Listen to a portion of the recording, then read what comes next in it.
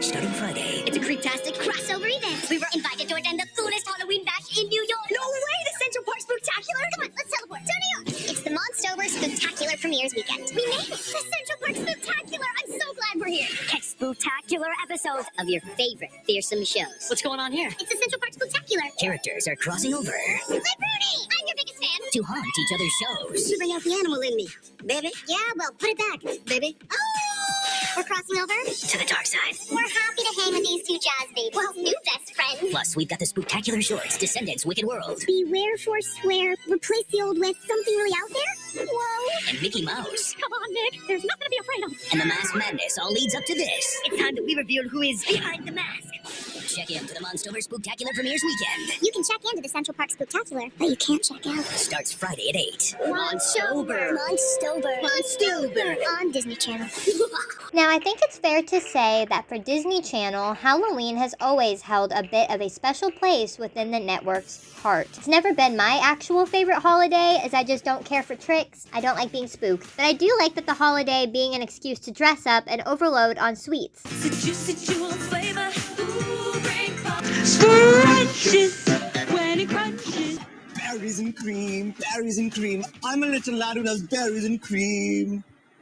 Berries and cream, berries and cream. I'm a little lad who loves berries and cream. Such as Reese's Pumpkins, and I actually personally like white chocolate. I know, unpopular opinion. I remember growing up with so many of the movies and episodes that would premiere on the channel to celebrate the holiday, as well as a few others from both Cartoon Network and Nickelodeon, all of which I'd be very mixed on my feelings for altogether. But regardless, as for that of Disney, most of these would all fall under the guise of the yearly event each October on the channel known as Disney Channel's Monstober. Doing a very quick rundown, Monstober would be an event in which, running from 2011 to 2016, the whole month of October would premiere only Halloween-themed episodes of their existing shows, Halloween-themed DCOMs or Disney Channel original movies, or just play reruns of the previous years. Technically, the event would have really started even back in 2005, but it only lasted until 2007 back then, called instead Hauntoberfest, and would essentially be the same thing until 2008, when one of the channel's largest ever hit sitcoms, so much so it's got its own reboot coming out this year, probably the first episodes will already have come out by the time you're seeing this video, Wizards of Waverly Place premiered its second season, changing 2008's October instead to be all focusing on this premiere with what was coined as Wiztober. All hosted by us, the cast of Wizards of Waverly Place. It's the most Wiztacular event of the year. Wiztober on Disney Channel. Yeah, baby. Every weeknight during Wiztober, catch a wild, wacky, witchy movie. Oh, totally cool.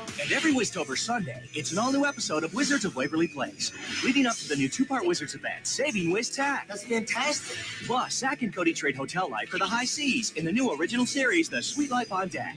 And don't miss out on all new Wiztoberific episodes of Phineas and Ferb. Let's get our scare on. Everything's not what it seems all Wiztober long on Disney Channel. Wiztober starts Wednesday, October 1st, only on Disney. Wizards has always been my favorite show to ever come out for the channel, and I'd still love to make some kind of a video for the series, whether it's more so focused on the previous or for the reboot. But to be honest, I'd probably be kind of just biased there, and a lot of what I'd say as well has already probably been covered way better than I ever could, 10 times over given the series' popularity when talking anything Disney Channel related. These videos here by Kean Carlisle and Caitlin McKillop just being a couple of examples. With Wizards being such a popular show and the third season premiering the next year, 2009 again would be Wiztober, and again the cast would host, but it would just be the same clips, replayed from the years previous. Scare on. Everything's not what it seems all Wiztober long on Disney Channel. Wiztober starts Wednesday, October 1st, only on Disney Channel. What it seems all Wiztober long on Disney Channel. Wiztober starts Thursday, October 1st. And unlike Monstober or Hauntoberfest, not all the episodes premiering would still be Halloween-related events. But now, 2010, being the year in between Wiztober and Monstober, was known as October Takeover, which kind of was just a lamer version of Monstober, to be honest, as almost none of it was actually Halloween-themed. They couldn't even call it that. Instead, every Friday and Sunday was an October Takeover night of premieres, just premiering new episodes of their current running shows. And last little bit of history before we get into the main theme of today's video, after 3 years from 2017 to 2019 of no real big event made of the holiday. Correction, I was actually wrong here. In 2019, though not lasting the entire month in the same way, there was actually a night of the Hall of Villains, a musical show hosted by Meg Donnelly from Zombies, which included various villainous covers of popular songs. In the year that shall not be discussed, 2020, Disney Channel declared October the month of the Halloween house party, where various of their stars at the time did remote sketches from their homes to fit the theme. This was about just what you'd expect, and this is where I'm beginning to notice a line of delineation,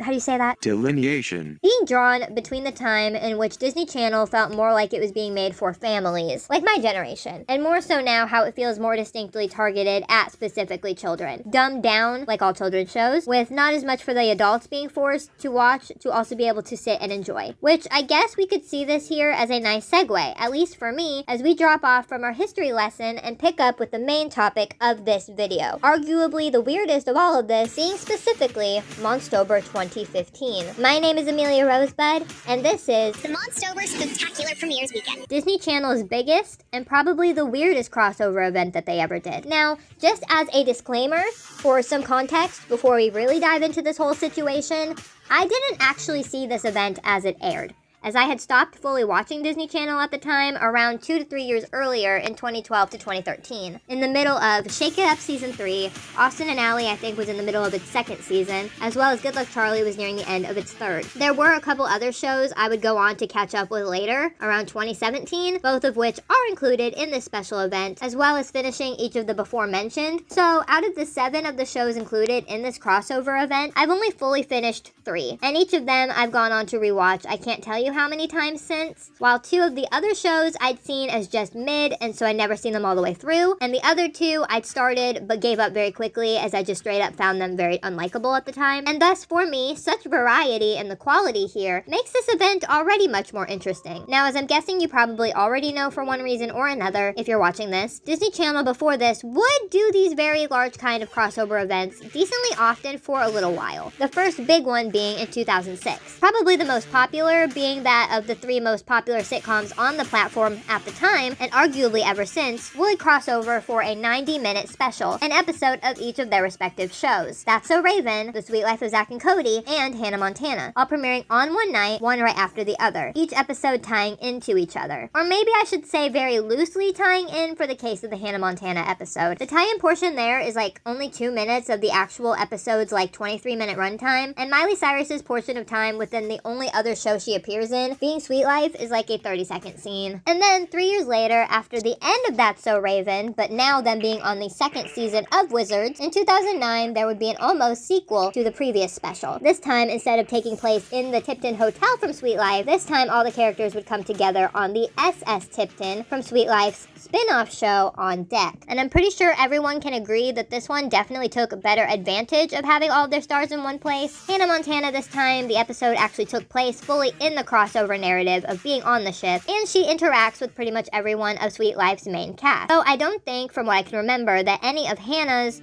and Wizards cast crossover at all. In the crossover, Wizards on Deck with Hannah Montana, Selena. She knows something. Spill. Did they not get along during that shoot or something? They intermittently got along. I mean, come on. It was like high school. Like, they both dated Nick, and I think Miley dated him first, and then Selena dated him, and then it was just messy high school nonsense. Yeah. They intermittently were not getting along. Oh, good question. Good observation. I did not know that. Yeah. So there was a little bit of... high school nonsense. They're fine now. They're all good now. But yeah, it was high school just BS.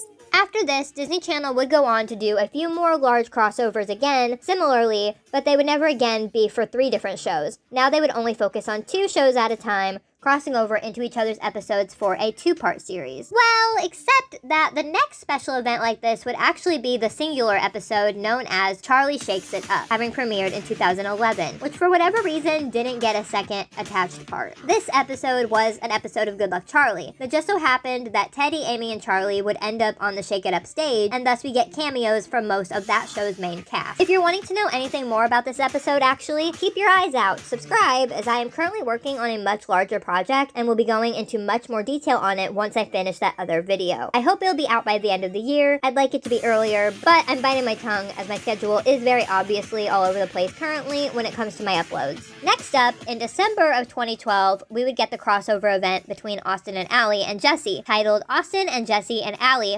All-Star New Year. And we'd again have another crossover event with Jesse just the next year with Good Luck Charlie this time, November 2013, titled Good Luck Jesse, NYC Christmas. Let me know if any of these other specials you'd want me to also make a video going into depth about. Now, aside from Monstober weekend, that would be the last live-action crossover. Large event for 5 years, until 2020 would see a crossover between Bunked and Raven's Home. I did not like either of these shows really, so I haven't watched them all the way through, thus not seeing this event either. I don't get why, out of all of the shows, Jesse was so popular, but that show really did run a monopoly over the network, until probably, just a few months ago, now that Bunked has finally ended. But there was a 1-hour special of Jesse where Joey and Parker from Liz and Maddie just randomly show up in Hawaii. Karate Kidastrophe is an episode of Jesse where towards the end, Mr. Mosby from the Sweet Life franchise arrives and gives Jesse some advice. And then later, we'd see him actually calling up Cody to tell him about this girl that looks just like Cody's girlfriend, Bailey, because Debbie Ryan both played Bailey Pickett on Sweet Life on Deck and now played Jesse Prescott. And then, the one outlier of its kind, being an episode that has absolutely nothing to do with Jesse, as it came out years before Debbie Ryan was even on the channel, is an episode back in season 2 of Hannah Montana, called Take This Job and Love It, featuring the president and his daughter from the That's So Raven spinoff, Corey in the House. Now, there would also go on to be more so of these smaller crossover events that take place either within some of the network's animated shows or within some of the similar sitcoms, but on Disney XD. But if I'd ever would talk about any of them, that will be on another day. No. Now, I think I've gone on enough tangents.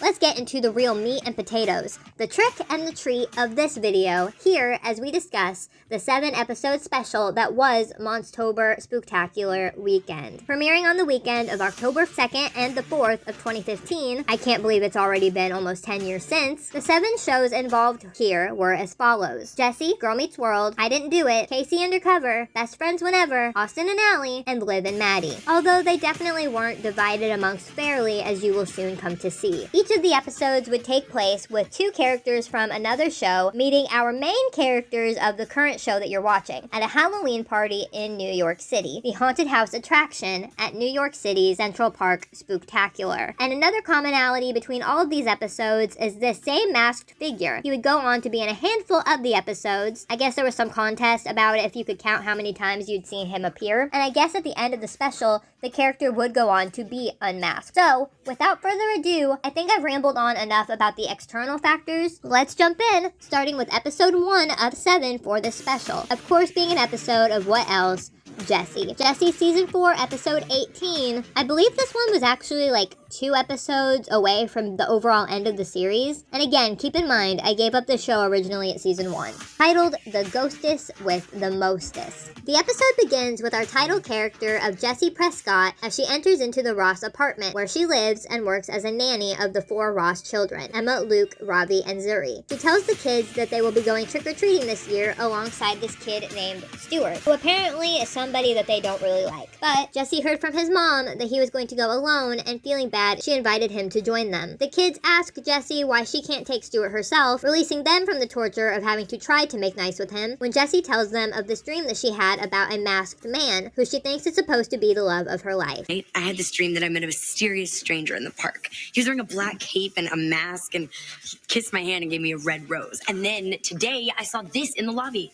Central Park Spooktacular. Seriously, what is with these shows just letting children loose in the big city by themselves? The kids start talking crap about Stuart, and of course, this is just when he'd enter into their apartment through the elevator, because sitcoms like this and iCarly just like to let us believe that this is how apartment complexes work. Is there really any apartment where the elevator leads just directly into somebody's living room? Like not even a singular door in between? And we cut to the theme song. I'm sorry to any of you that actually like this, but I guess a spoiler for a potential future video that I might do, but this to me is the most annoying Disney Channel theme song ever. I hate it every time it pops up. I skip it anytime time I have any reason for it to be anywhere near my vicinity, though from what I remember, I find the show to be the most annoying show on the platform, so in that way, I'd say that it fits. But I would like to give the show one credit so far, that being that this episode's cold open actually related well with the plot of the rest of the episode. It wasn't just trying to make unfunny jokes. It more so played straight for the story. I've been coming to find that for reasons, this isn't always the case. Anyway, after the theme song, we see as Jesse enters into the apartment complex, passing by the bellhop Tony, who I guess at this point the couple had broken up. Because I remember the two still dating at the point in which I dropped the show. Again, it was season 1. I'd say from a very quick search, the last episode I actually remember watching was number 19 of 26, titled Evil Times 2. Jessie tells Tony that she's going to the masquerade ball, and how she's hoping to meet someone there. Tony, though, admits to how he actually wants to get back together with her. I don't know any of the grounds for why things between them didn't work out, or why the buildup would be sufficient for them to get back together here, so I don't really have much right to an opinion, but I will say that in the few episodes I did see of them together in that first season, that they were kind of cute together. Nothing special to other of the channel's couples for sure, but they were definitely more healthy than Cody and Bailey, and they seemed to be realistic enough, at least in the state of the standards set by one of these shows. But Jessie tells Tony that while he is a great guy, and she does care about him a lot, but that she thinks that they already know everything about each other that they possibly could, and so there aren't any sparks left, and that Jessie has such big dreams, and she can't see Tony also having the same. Kind of contradictory statements if you think about it. From her point of view, it makes sense.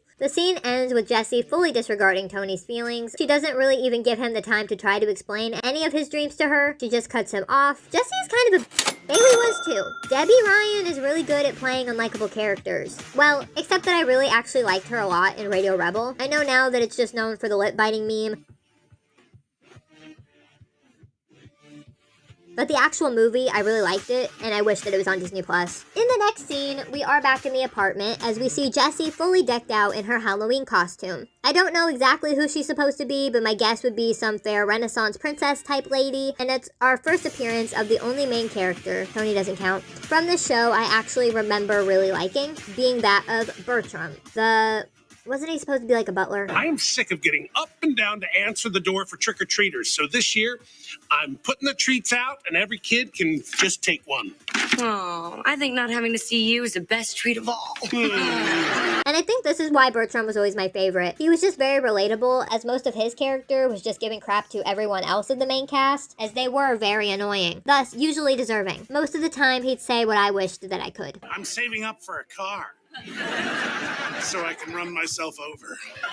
Oh. I can't stand to see him like that.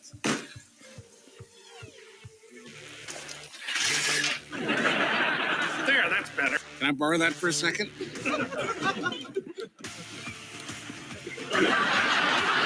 Okay, now you've gone too far. Who cares? I'm thin with hair. Press send. Oh, I could write my own book. Oh, but that sounds like so much work. I would, but it's so far away. The grocery store delivers. I meant from here to the door. If you don't act now, this is your last issue of Butler Beat. I'm not giving them another dime until they put me on the cover. I should thank the Academy, my fellow cast members, my director, but I'm not gonna, because I did it all myself. And Mother, I want to thank you least of all. Oh, what you up to? Certainly not writing fan fiction about Justin Bieber. Jessie calls for the children to come downstairs and show her their Halloween costumes. They each have dressed up as superhero versions of their various personalities. And I think these individually really do say quite a lot. Emma truly is the definition of spoiled rich girl. Thus her costume is a superhero made up of credit cards. Apparently them being so rich that every one of the at least 20 so cards on her cape, collar, headpiece, and gloves each are her actual working platinum credit cards. I'm super fashion woman, faster than an airport mani-pedi, more powerful than a platinum charge card. God, I'd ask what she's going to do after the show ends and she has to go out to take care of herself in the real world. But I'm guessing for Emma that it would look very similar to like Sharpay's journey in her solo movie. And well, we do have her in the first few seasons of Bunked, though I really don't want to have to watch that to find out. I know she gets a love interest, and I guess they are cute, but as for everything else, I'll just wait for the Mr. Nostalgia video of the series. Zuri is a unicorn. I don't remember much of her personality, aside from just being the typical little girl and sass master. How do I look?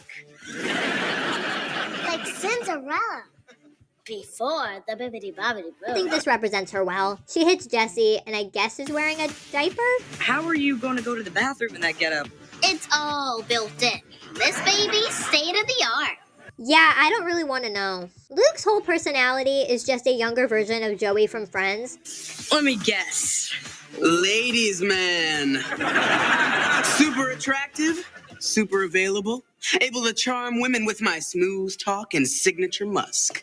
Is that what we're calling it? Hey, how's it going? Did you make any new friends? Yeah, I met this woman. Hey, whoa. What's she like? Well, she's really good in bed. Sorry, I thought you were gonna try to be friends first. Well, look, hey, it's all your fault. What? Why? Because you didn't give me advice. No, you gave me a pickup line. As soon as I told her I wanted to, build a foundation and be friends first, I suddenly, through no fault of my own, became irresistible to her. And a roommate. What about the closeness? Closeness, schmoseness. There was 3 of us, for crying out loud. Makes sense. Both shows did take place in New York, except way more unlikable and creepy. I feel so bad. We gotta give a moment for Cameron. It's so hard seeing him in anything now, and I feel just so bad for how annoying I found his character here, and how annoying I found this show in general, that I didn't really like or appreciate him the way that he deserved until seeing him in the Descendants franchise, where he was such a completely different character there. I'd say Luke and Carlos are like the total opposite of each other, and while he did dance a bit in Jessie, he got so much more spotlight to show his talent and charming personality for sure. A much better showing in those movies as opposed to here. I don't want to drown about it too much here and turn this video into an utter downer, so moving on. Ravi misunderstood the assignment. Ravi, what are you wearing? I thought we were going as heroes. Superheroes. Stuart arrives back to the apartment, making me kind of question his earlier appearance. He tells the Ross kids that he actually won't be going trick-or-treating with them after all, and warns them not to go either, stating that it's a full moon, meaning that there's a ghost girl named Abigail that comes out to play. Who's Abigail? Is she cute? She's dead. Sorry, was she cute? Abigail is basically just the girl from The Ring. Abigail is a lonely ghost who haunts the Upper West Side. Her face is hidden by long dark hair, and she always appears in a white dress. After Labor Day? That is scary. Legend has it that Abigail rises from the grave and takes children to be her eternal playmates. She steals children, and we get another example of Jessie being kind of the worst. Well, if this chick shows up, tell her not to drag her dirty chains across the carpet. All right, Bertram's in charge. Bye. But we follow her for the next scene as she arrives to the masquerade party. The show's normal park set being dazzled for the night as an almost Renaissance-themed party. And literally a second after arriving, this man arrives to greet her, and he seems to be everything that she dreamed of. I'm pretty sure that we all know where this plot is heading. Jessie goes to tell her his name, but the masked man stops her, declaring that after spending the evening together, the two will then unmask and reveal themselves to each other at midnight. So, Jessie's just going to let these children be out all night by themselves? Do they have a curfew? Because it also doesn't sound like Bertram's going with them either. I get in some places, like kids going out by themselves used to not be such a big deal, like during the time in which the show came out, but now things are changing. And again, this is New York City. We see as Ravi changes his costume. Now he's just dressed as a giant lizard. Yeah, I just remember his entire personality in the episodes I've watched having been based on him having a giant pet lizard, so I guess that ultimately this does check out. He would get a notification on his phone, talking to himself about having gotten sent a video. I hope it is baby animals doing something adorable. We see this pretty creepy video that will go on to be replayed quite a few times throughout the rest of the episode, and by Disney Channel standards, I gotta give them props as even I find this kind of really creepy. The scene cuts back downstairs to where the rest of the Ross kids and Stuart, I assume, are waiting for him when we hear as Ravi screams out, Abigail! Did he say Abigail? Like that ghost girl? Obviously.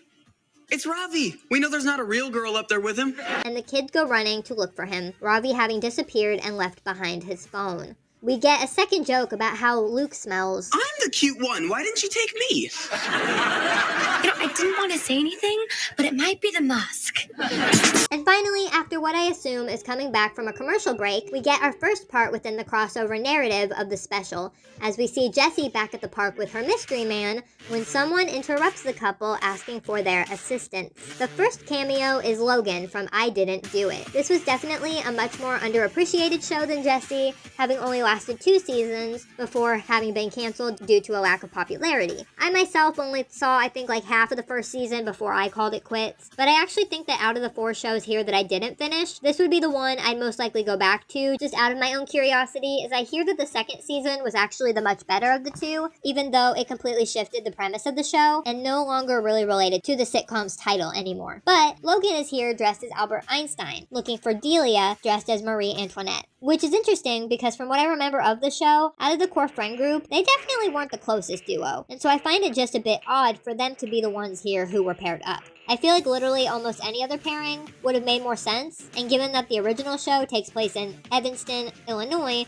so just a little bit from Chicago, I guess we'll have to wait and see if it'd be worth it as to why these two are just suddenly in New York for whatever reason. Every Disney Channel show normally has to have at least one pretty stupid character, and here we get to see that Logan is the resident one from I Didn't Do It. Delia, don't you think it's rude to take the last piece of pie?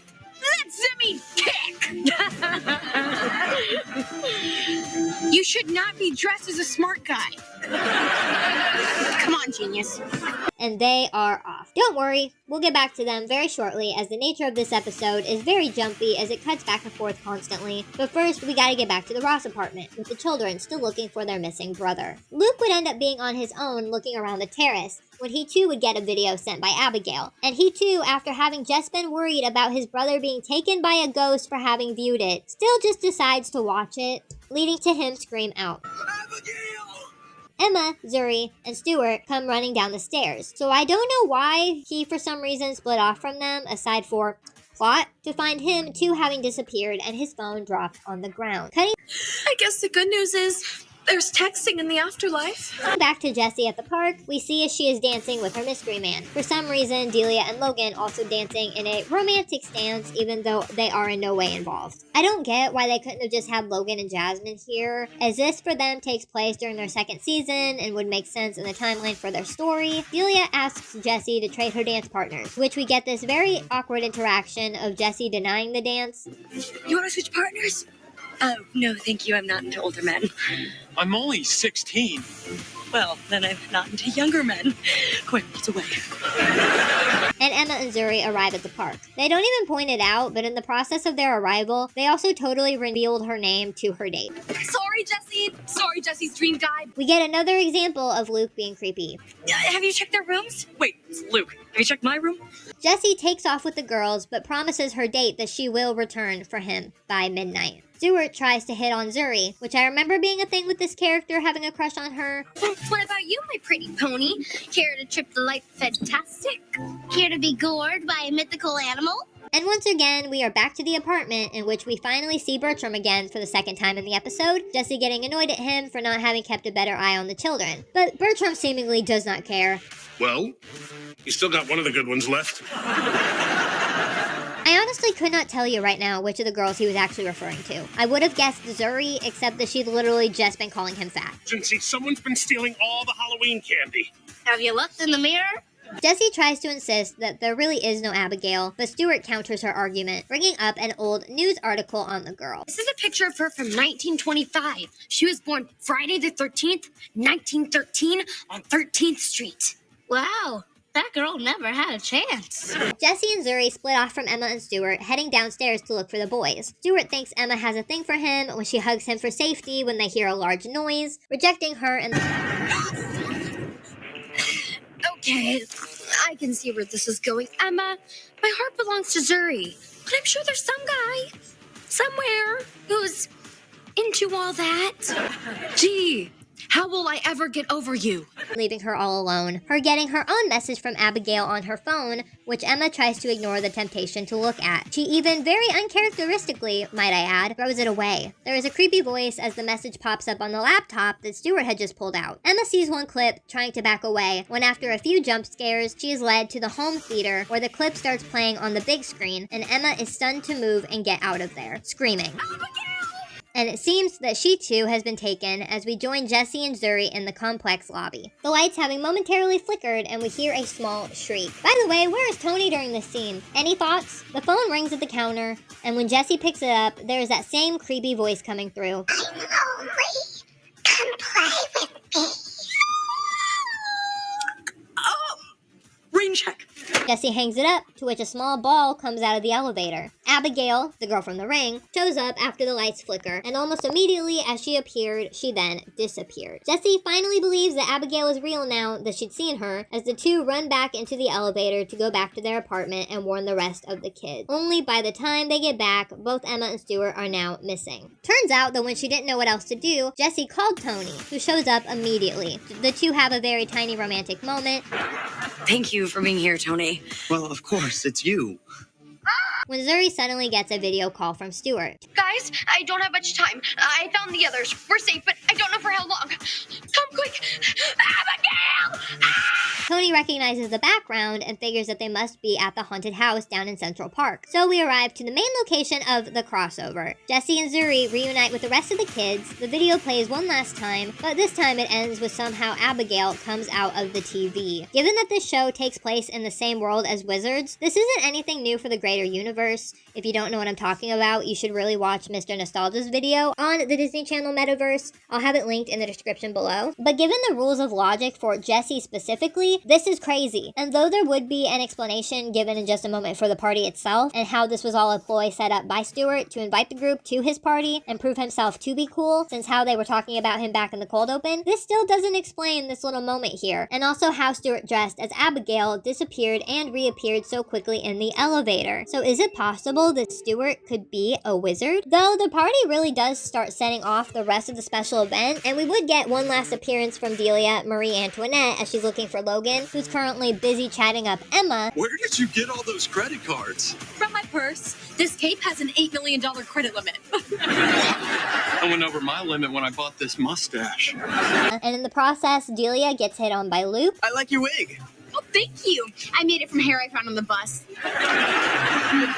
I find that strangely enticing. I don't know the exact ages of the characters here, but I'm sure that it's close enough, so I kind of ship it, honestly. As we see next, as the party has let out. Apparently, it is now past midnight, as Logan and Emma seem to have also hit it off, and Jessie reminisces about what she'd missed as she didn't get back to the park in time to see her mystery man unmasked. By the way, where is Tony? He was here when they arrived, and as the party started, and he was the only one not in costume. But now as Jessie is going to go back to the park for her date, he's nowhere to be seen. I wonder why that is. The kids encourage Jessie to go back to the park and hope that he could still be there waiting for her. Jessie is once again an awful guardian. Emma, use your cape to pay for a cab home. We see Delia and Luke break up. Lucky for you, I'm still here, Marie. Oh, actually, my name's Delia. It is? I cannot build a relationship based on lies. Tell that to your muscles. But we follow Jessie back to the park for the final time, where we see that Jessie's date did in fact wait for her after all, and when he reveals himself, we see that all along it was really, of course, Tony. Jessie apologizes for assuming that he didn't have big dreams, as we find out that Tony is going to the Firefighters Academy, and he gives her a rose. Jessie asks which of the kids told him about her dream, to which he is just confused. Jessie tells him to forget about it, that maybe really dreams can come true as the two get back together. Now, when it comes to big events, such as things like this happening in very seasonal episodes, I'm not so sure. I don't think I like it. I like this scene overall. I think it's very cute, but I kind of just wish that the same plot could have happened for an episode that didn't have anything to do with being for a holiday celebration. I think that for me, and if I feel this way, I know that some others will definitely too, but I tend to skip over holiday-themed episodes of shows on my normal rewatches of the series, unless it's just really that good, only opting to watch certain ones for the time of year in which the holiday is. And with that being being the case, if I was rewatching here, I'd have skipped over this episode and this event, and so when in the next episodes the couple is back together, I'd be very confused having missed the event. Not to say that righting the wrong here would be very difficult, but still, and I just feel like for the average consumer, that they may feel similarly and might be a cause for annoyance. You know, aside from the whole show's existence already being, but I digress. Though for me, this element is probably what stopped the episode for me from being too annoying, as it was the half that I actually enjoyed watching, as the rest was pretty predictable, thus becoming very boring. But anyway, the episode ends with everyone from the episode, aside from Tony, being in the Ross's home theater. Bertram had this tiny running gag the whole episode that I just merely skipped over. He would keep filling the candy bowl for trick-or-treaters, but it was immediately emptied every time. Well, now they are watching the camera's surveillance footage to see that Abigail was real all along, and she was the one stealing the candy. And that was episode 1 of the Monstober Spooktacular weekend. This episode actually wasn't horrible. I found it much more likable than I remember thinking of the series previously, but there still were hints in there of the elements that I just know that I didn't like about the characters and would find so much worse if I had to sit through and watch the entire series with them. I still stand by my statement that this series is probably the network's most annoying, though I understand if anyone here were to want to debate this with me. But as for what this episode did specifically for the crossover, so we now know that the Halloween party is hosted by Stuart. Though only being a recurring character, he would not appear in any other episode of the event. And we would see Delia and Logan from I Didn't Do It having met the Ross kids and Jesse. Now we'll have to wait for their episode to find out exactly why, and who they will be running into during their own episode. And are the rest of their group here,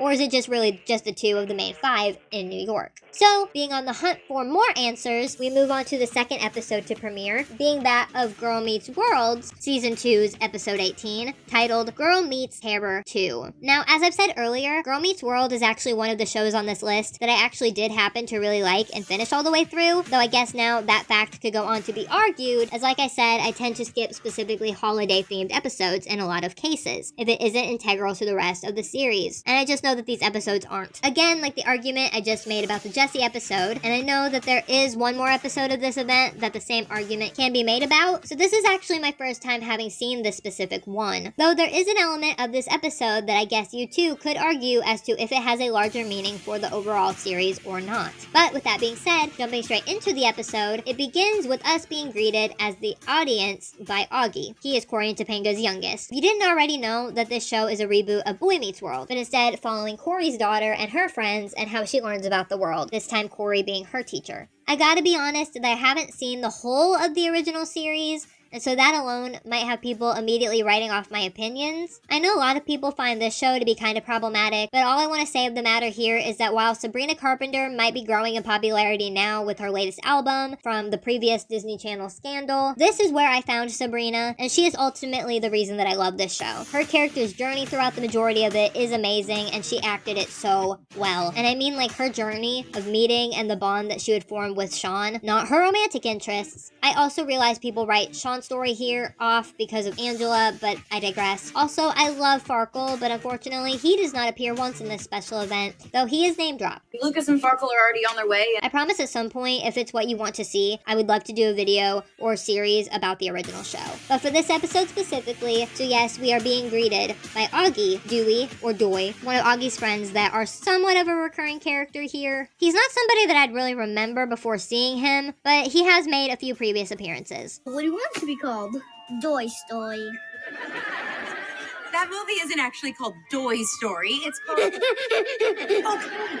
And Augie's girlfriend, Ava, arrives, possibly the most reoccurring character of the series. I gotta admit, I do love Topanga and her relationship with all the kids. I'm sorry, this is just kind of cute and funny. That's who it is! It's Ava Morgenstern!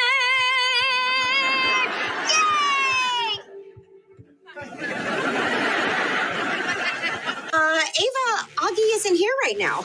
My mother said you'd be happy to watch me while she tells my daddy what he is doing wrong. How long does that take? It's supposed to stop. Wait!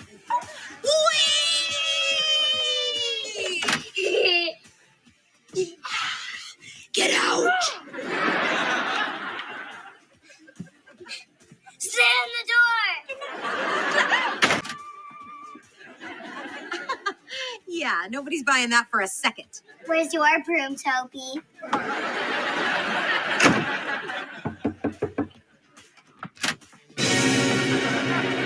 you are. Hello, my boys. The kids are dressed up here as characters from The Wizard of Oz, and they act like they are hosting the episodes like they are telling stories for a video they might be making for like a TV show. It's really reminiscent of Liv and Maddie, actually, and in that show, there are portions of them just speaking directly to the audience. This episode seems to be being set up as an anthology story, the kids popping in to host between each part and introduce the next story. Well, it starts out that way, except by the end of the episode, you'd really just see that it was just 2 or 3 separate parts, all of the same story. And because of the setup here, I have to pose an argument as to if this episode is even canon or not. And by the end, the whole idea of the children hosting would just kind of be dropped anyway, so. But for the first part of the story, we would join Riley and Maya in Riley's bedroom, sitting at their signature spot, the bay window. Was there a spot like this in the original show for Corey and Sean? I don't think so. What does she want from us? This is Riley and Maya's spot. They just sit here for hours. They just sit and pour their hearts out. Here we get a small little example of Riley's unicorn rainbow brain as Maya asks her about their Halloween costumes. But though conversations like this between them in this show are pretty typical, with Riley going off into her fantasy land, her optimistic and happy personality shining through, what makes this one different is that Maya this time can actually hear into Riley's thoughts. Why? Well, I was lying in my bed last night thinking about what we could be when I heard a voice in my head that said, You should be flappers. So I said to the voice in my head, what are flappers? And then the voice said, We were jazz babies. Jazz babies. Riley, I want to be a jazz baby. I can hear the voice in your head. This takes our friendship to a new level. And very quickly, a new girl arrives, claiming to be a ghost who died about 100 years ago, as she was alive during the Roaring 20s, Great Gatsby era. She used to live here, and we'd soon find out that she never moved on to the afterlife, as she wanted to leave such a special place as her bay window to someone that she knew cared about it in the same way that she did. I used to live in this house. This was my bedroom.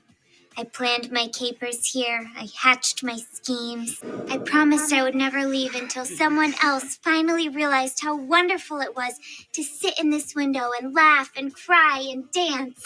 Well, then you're free to go out in the world because that's all we do. Bye-bye, don't forget your head.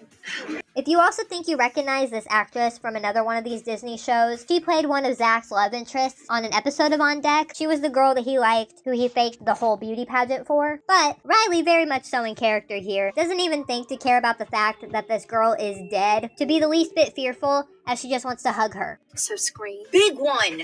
Yeah, get the scream out of the way so we can be chums. Chums! I don't even feel like screaming at her anymore. Maya, though, I think is just the slightest, and I do mean like the ittiest bit out of character. While Maya here is shown to be a little bit shaken, from what we know about her, she plays the role of the cool bad girl until she doesn't. And so she very much so comes across as very confident and tough until she doesn't. I'm pretty sure this episode takes place during this whole Lost Maya period that the show has been trying so heavily to push onto her, and that whole thing is very complicated in its logic. Too complicated to try and just unpack right here. If you want to really dive into it, here is a video by Caitlin McKillop that I heavily suggest. I'll link it also down below. So safe to say, I think Maya here should have just been a little bit more freaked out. I don't think she just so easily pushed aside the fact that she just seen this girl take off her own head in order to accept being friends.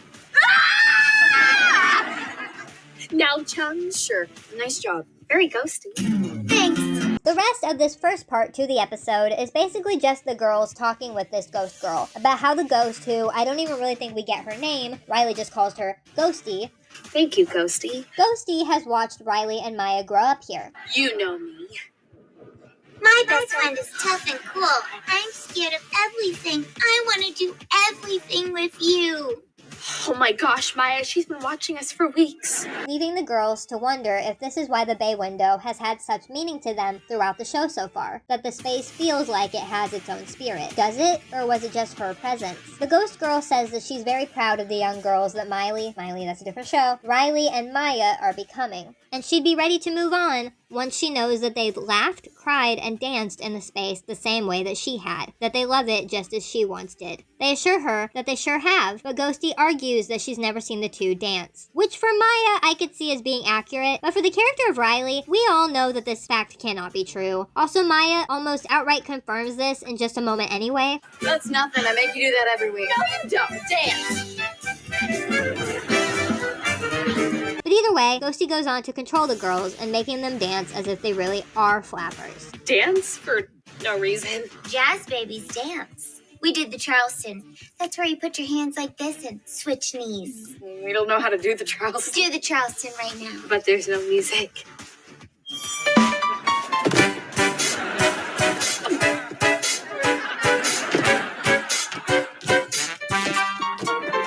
Augie, Ava, and Doy pop in, and Doy seemingly scares the ghost away. Hey, little guy, why do you keep saying Doy? It's his name. Just go with it. How do you spell that? D-E-W-E-Y. Doy. The W is silent. Oh, honey, I think it's pronounced... I wouldn't. Dewey.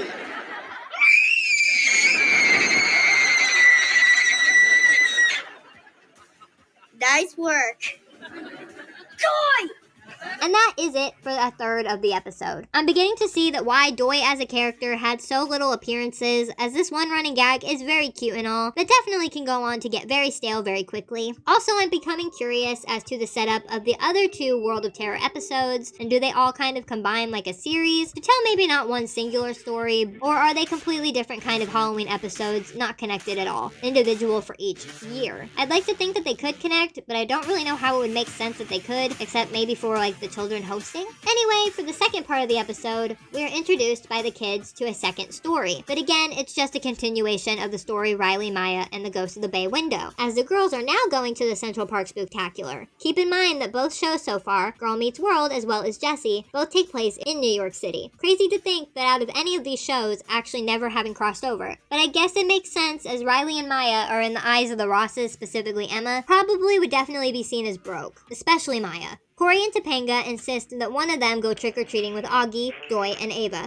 while the other goes with Riley and Maya to the party. Riley and Maya try to argue that they are becoming young adults, though I'm pretty sure that they are only like still 15. So credits to this show for once actually stating that the girls are too young to be roaming the city without supervision, though I realize that in many other episodes I've seen of this one, the girls would again be roaming New York City without supervision anyway, but as for now, I'll give them credit. Better than Jessie. Well, except that very soon it would come to not be, as Topanga joins the girls at the party when Corey ends up coming out of the haunted house with the rest of the kids in tow. Apparently, Topanga being scarier than anything actually in there. Corey tries to convince his wife that this place actually is safe enough for the girls to be left alone. Which, I mean, no.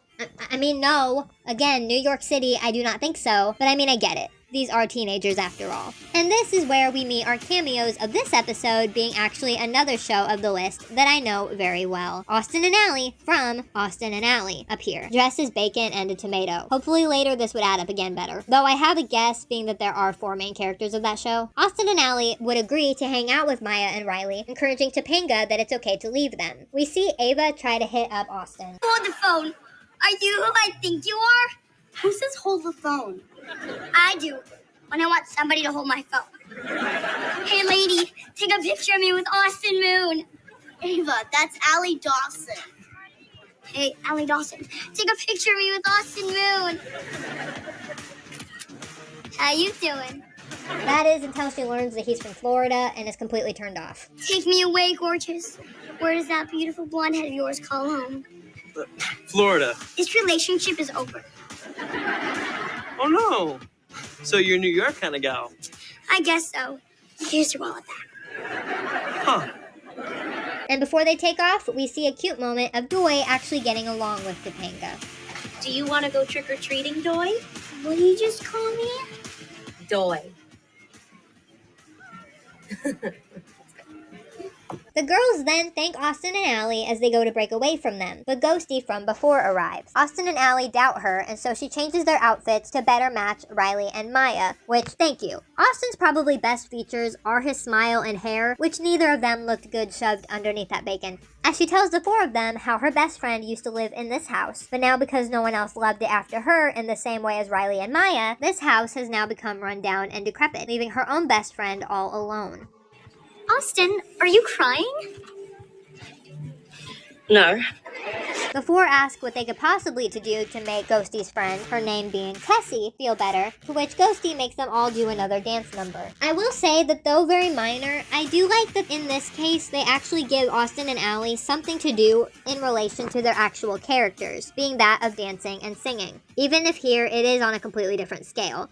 the middle. Hot feet, warm as a grill. Hot feet, sizzling through. Oh, what will I do? I say blah, blah, blah. Everything about them here feels true to their normal characteristics from their actual show. Well, except for the fact that Allie's not supposed to be able to dance, so maybe she should have been messing up more so here, but again, maybe it's because the ghost was controlling her movements, so I'll let it pass. But Tessie wouldn't come out for their dance, to which the group then decide to go inside the haunted house themselves. Ghosty tries to encourage them against the idea, but they don't really listen to her and they go in anyways, still dancing.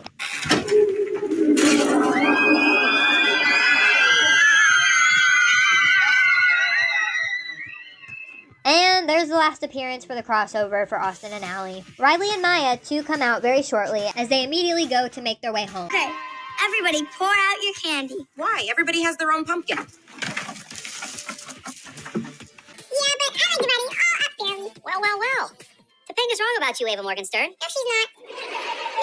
Mini, full size, toothbrush, punch box, skip turn.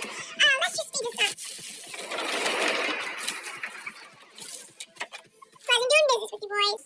Riley and Maya soon arrive at home. They shame Corey and Topanga for leaving them there all alone. Doy is upset as Ava took all of their candy, and so he asks Riley and Maya for some. But when they don't have any, he instead decides to play a trick on them.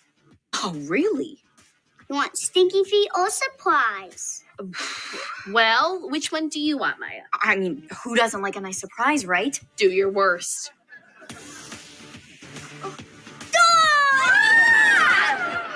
Do you feel anything? Pretend. Oh! The girls pretend that he did, well, this to them, and they go back to Riley's bay window. But very quickly, they realize that they aren't alone when they are turned into cartoons. And though this is such a small moment, the implications here and how they align with the events throughout the rest of the series, again from what I said about Maya's lost Maya story, and us seeing her head being filled actually with mini Rileys, it says a lot. And the way that she feels such relief at the idea of the Rileys being out of her mind and shaping her into who she thinks she's supposed to be, how she's becoming Riley, and how when they are out of her head, we see a small glimpse of the earlier season 1 Maya come back out. It's such a small moment that says so much as for the series' grander narrative of Maya's character at this point. Don't do this. Don't do that. Be like me. Today is the best day ever. Peaches. Oh my gosh, I've never felt better in my life. Let's go rob a bank. Quick, back at her head. After you. But the girls realize that Doy couldn't have done this to them, so Ghosty must still be here. As the girls say goodbye to her, and Ghosty decides that she's going to meet back up with Tessie and try to bring back some of the life to her haunted house, leaving this bay window in the good hands of our main duo here. The girls ask Ghosty about the spirit of this place, and will it disappear alongside her? To which Ghosty says no, and pulls some kind of magic out of Riley that she throws over the room, cascading it in light. The girls sit together in happiness, for they've had a good day, hoping for what tomorrow will bring them. Another day. Yeah. Can't wait till tomorrow. Yeah.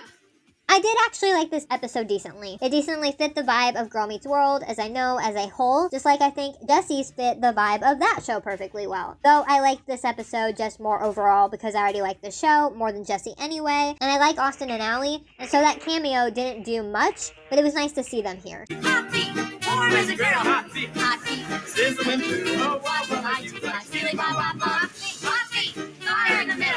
Hot feet, warm as a grill. Hot feet, sizzling through. Oh, what will I do? Like silly blah, blah, blah. I wanna be hot feet.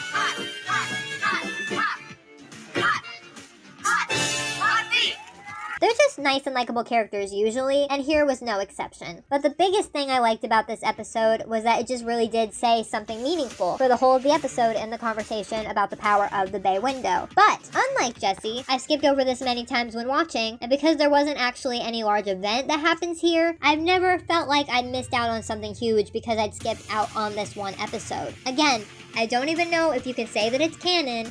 I don't think any other episode, aside from possibly the other Halloween ones, ever included any other supernatural elements of any kind. And since this is never brought up again, I want to say that it is not canon. Okay, and that is episode 2 down. On to episode 3, we have this episode is also the 18th episode of this show's second season.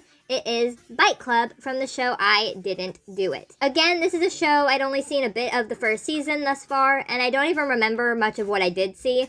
So I really don't know how this episode will exactly stack up to the rest of the series, but we'll see where it lands in terms of the whole Monstober Spooktacular event. Also, this will be the first episode where I will not be covering every singular plot point. With both Jessie and Girl Meets World's stories, there really wasn't any avoiding it, as all the stories taking place all in New York would each tie into each other to include the haunted house event and the crossover characters. Well, as for a few episodes now, only the A plot will really be a part of the event. And as is the case of I Didn't Do It, there are B and C plots also in this episode, but neither of them have anything to do with the Spooktacular, so I am just going to be ignoring them outright. To be fair, neither of them are any good anyway, honestly. One being the inspiration of the title of Bite Club, but I don't really care. And this is the episode that kind of imbalances the event a bit when it comes to the case of all the different shows' cameos throughout, as this is the second in a row episode to feature cameos from two of the main cast of Austin and Ally, except that this time being the duo of Des and Trish as they look for their other two friends, when they run into Delia and Logan, who'd we'd already seen in the Jessie episode. This meaning that one show from the lineup of 7 actually wouldn't end up having any cameo appearances, which I find super disappointing, but we'll cover that just a bit more as we get there. The episode of I Didn't Do It opens up with Logan and Delia at the local juice bar, Rumble Juice, where I guess that Garrett works. Delia tells Garrett that her and Logan are going to New York City. And is this supposed to be like a thing that Garrett has a crush on Delia or something? Because what else would justify this reaction?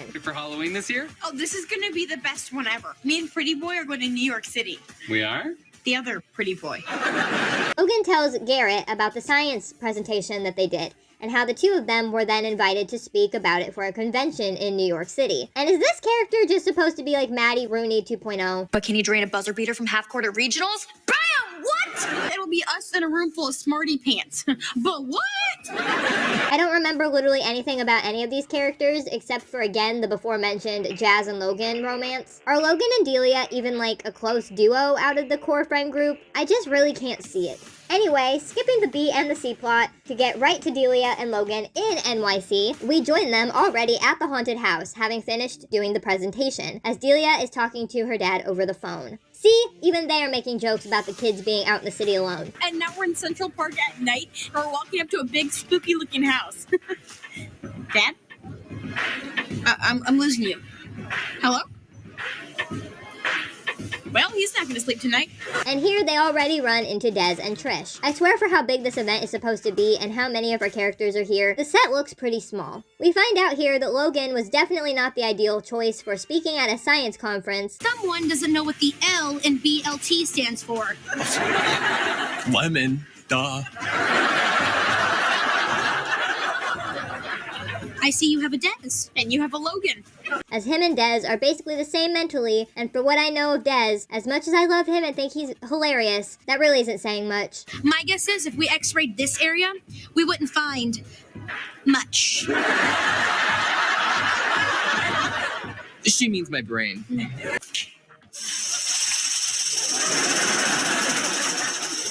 Thanks, Trish. No, not him. That's my guy. I don't know what he's doing. I'm eating pizza. I'm eating pizza. I'm eating pizza. But it makes sense for them to be the characters to interact here. Literally, Dez's joke here is the only thing I've genuinely laughed at during any of these 7 episodes, and I'm almost surprised it checked out by the channel standards to even air. Are you sure? It's really fun. In the bathroom, you get to say, "Hey, I'm making lemonade." Logan and Delia go see a fortune teller. Oh my god, yes, it's Maggie Wheeler. Finish. Oh my god. Chandler bang! I'm sorry, but I absolutely love Friends. And so seeing her here for me is great. This episode is so far my favorite, just based on all the fun cameo actors. Also something interesting that I've learned from this other project I'm currently working on, wink wink nudge nudge, Maggie Wheeler also plays another character in this universe then, being Dina's mother from Shake It Up. So is this her as Mrs. Garcia, or does she too now have a doppelganger? I don't know, since this fortune teller isn't given her own name. And I immediately like this character, even though she isn't given the most to work with. Just because Maggie's delivery, even with these pretty boring of lines, still just really does sell, though it is really weird to hear her without any sort of an accent at all. I dropped my crystal ball in the subway. It happens. I see that this ball should be inflated to 15 pounds.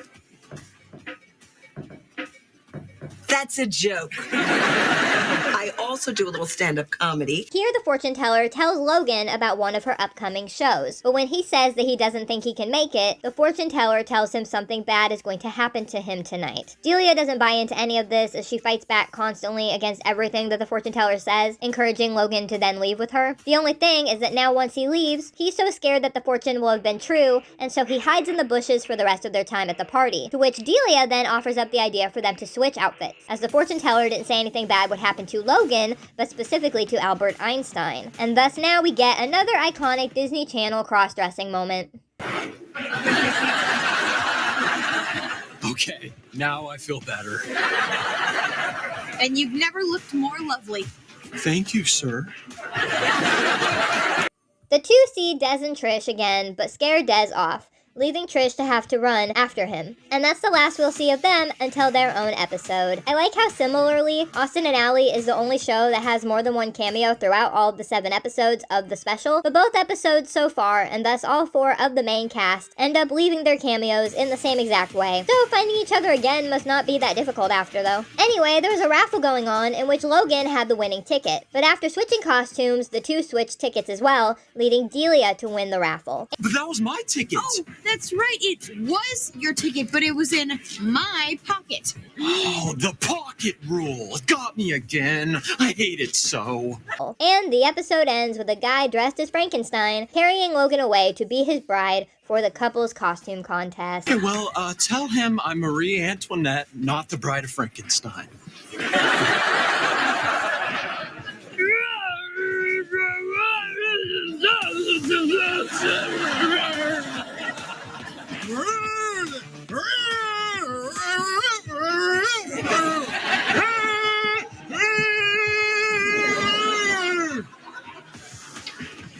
He said close enough. What? I was wrong! This is the terrible thing! Now there is just a small moment of Logan and Delia back home with their friends as they go through like pictures, but yep, really that is it of episode 3. I honestly didn't really like this one all that much. Again, we didn't go over them, but trust me that the B and C plots were very boring and typical for this kind of a show. But as for this A plot, aside from seeing Logan and Des interact, I got nothing really out of this episode because I just don't see any chemistry between Logan and Delia as friends all that much. I felt basically no personality. I feel like these characters are just carbon copies of other characters better done on different shows. And I feel like this might be why this show didn't last too long, as I think this might be the same reason I had stopped watching it before. It just feels pretty generic. And to me, really, this plot almost had nothing to do with them being at the Halloween party.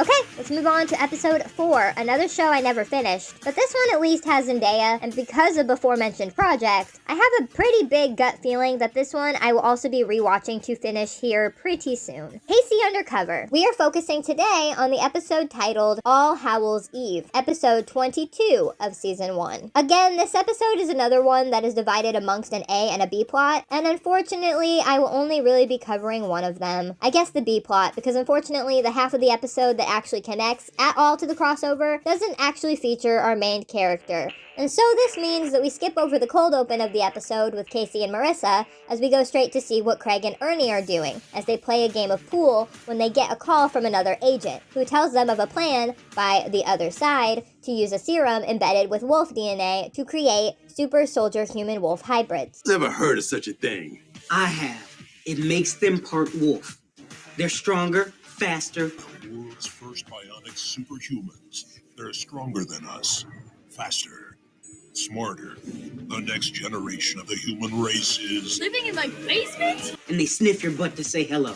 I don't know why that last thing's a thing. There is going to be a handoff in New York City, and they need to send in 2 agents, having chosen Ernie and Casey and Ernie's little robot sister. Yeah, I swear we'll get back to that at some point, just not today. Judy. Craig doesn't want Ernie to go, thinking that he isn't responsible enough. But when the A and the B plots slightly converge here, and Casey convinces her parents to let her have a party at the house while they're out. Your mother and I are going out tonight, and you're not responsible enough to have a party while we're out. But I'm responsible enough to recover the crown jewels of Barcelona last weekend. Craig is convinced. Greg, I I am going as Cleopatra tonight. Yes. Now, either you can go as Mark Antony or Man in Doghouse. Because Kira wants grandchildren. Have you ever heard of any guy coming to the house for Casey? Between her and Ernie, the only wedding we'll get to throw is when Judy marries the toaster. Heck, the way things are going, I'm never going to have grandkids. At best, I am going to have toast. And Craig isn't trying to be so obvious in his favoritism of his children. So here we are, back to the haunted house as Ernie and Judy are scouting out for their contact. And now whoever wrote this episode must really be a huge Michael Jackson fan, as there are quite a lot gone very over the top with how many jokes and references are made here, with Ernie dressed up as Thriller era and Judy as the Jackson 5 Michael. Let me check. He will be wearing an Elvis costume. Yoo-hoo! Should beat it. And here we get our little interaction of the crossover portion of this episode with the arrival of Emma and Zuri, again from Jesse. In between when they must have arrived at the Halloween party and Emma was being chatted up by Logan, and when the party ended, again Logan being by Emma's side the whole time. So in terms of the narrative, not the obvious fact of just that they don't want Logan to be in the scene given him being from a third show, but in terms of the story, where is he supposed to be right now? As Ernie seemingly also tries to chat up Emma but fails. But Judy and Zuri seem to actually get along really well due to them each being the resident sass masters of their respective shows. You want candy? Next time moonwalk faster. Oh, you want to be starting something? Come on. I don't know who you are, but you got a big sassy mouth. I like that. Right back at you. While Ernie and Emma are more so very much polar opposites. Jesse said I should eat more vegetables. Candy corn is not actually a vegetable. Pretty sure it is. It doesn't matter anyway, though, as they very quickly would take off, Ernie and Judy going into the haunted house after their mission. Let's do this. It'll be easy as ABC. 1, 2, 3. Sure, it's funny when you do the Michael Jackson jokes. Yeah, when you do it, it's just bad. And sadly, we would have to again skip the more interesting plot of what Casey and Marissa got going on, as we see the duo having caught up with Elvis, having given him the correct code word, but just due to their appearances, Elvis doesn't want to give up the serums. But this scene is very short, and so he just is very easily convinced. We're disguised as kids. I'm actually 53, and my youngest is about to have a baby. And if you don't mind, I'd like to be there when I become a grandmother.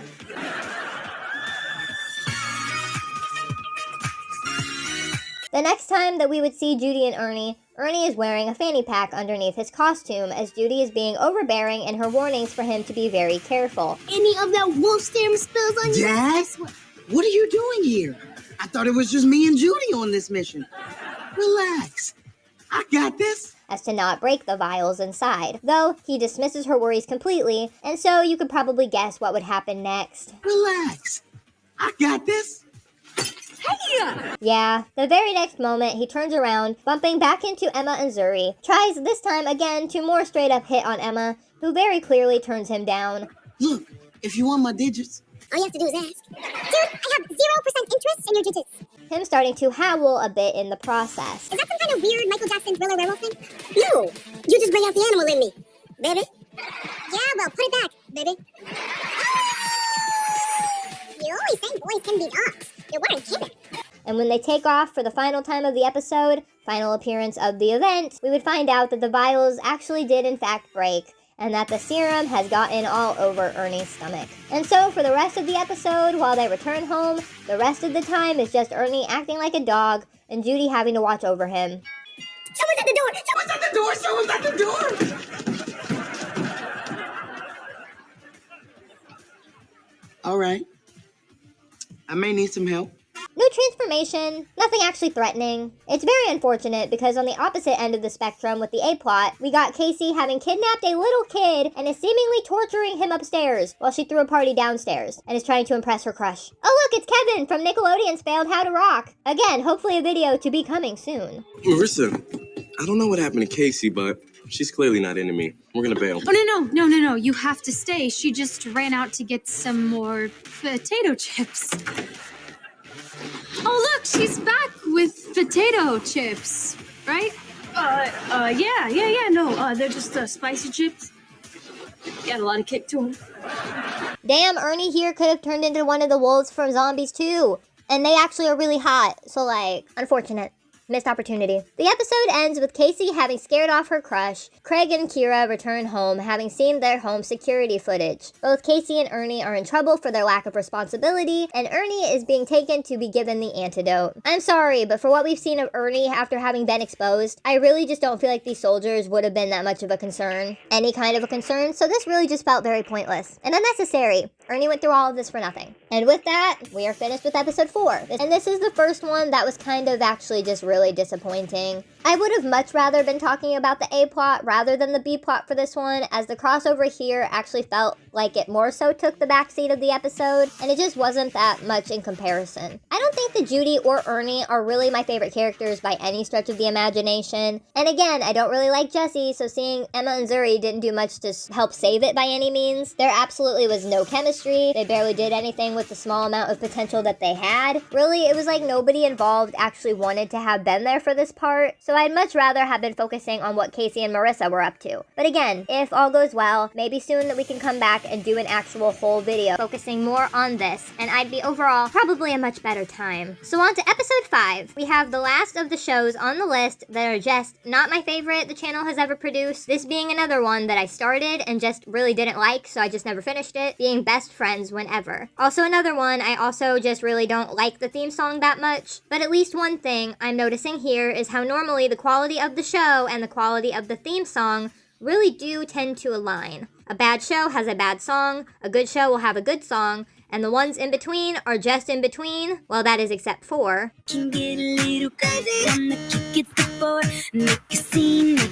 This episode is episode 9 of season 1, titled Sid and Shelby's Haunted Escape. We begin the episode with our main duo having chosen each other's Halloween costumes this year, thus showcasing what are supposed to be their more so of opposites attract type personalities, I think. I feel like you were acting like you wanted to slice people with a chainsaw, but you didn't really want to slice people with a chainsaw. I don't want to slice people with a chainsaw. And that's what was coming through for me. All right. Give me your best Cuddle Bunny impression and make it really cuddly. Adore! I really want to hug you! Sounds like you're mocking it. Oh, good. I was afraid it wasn't going to come through.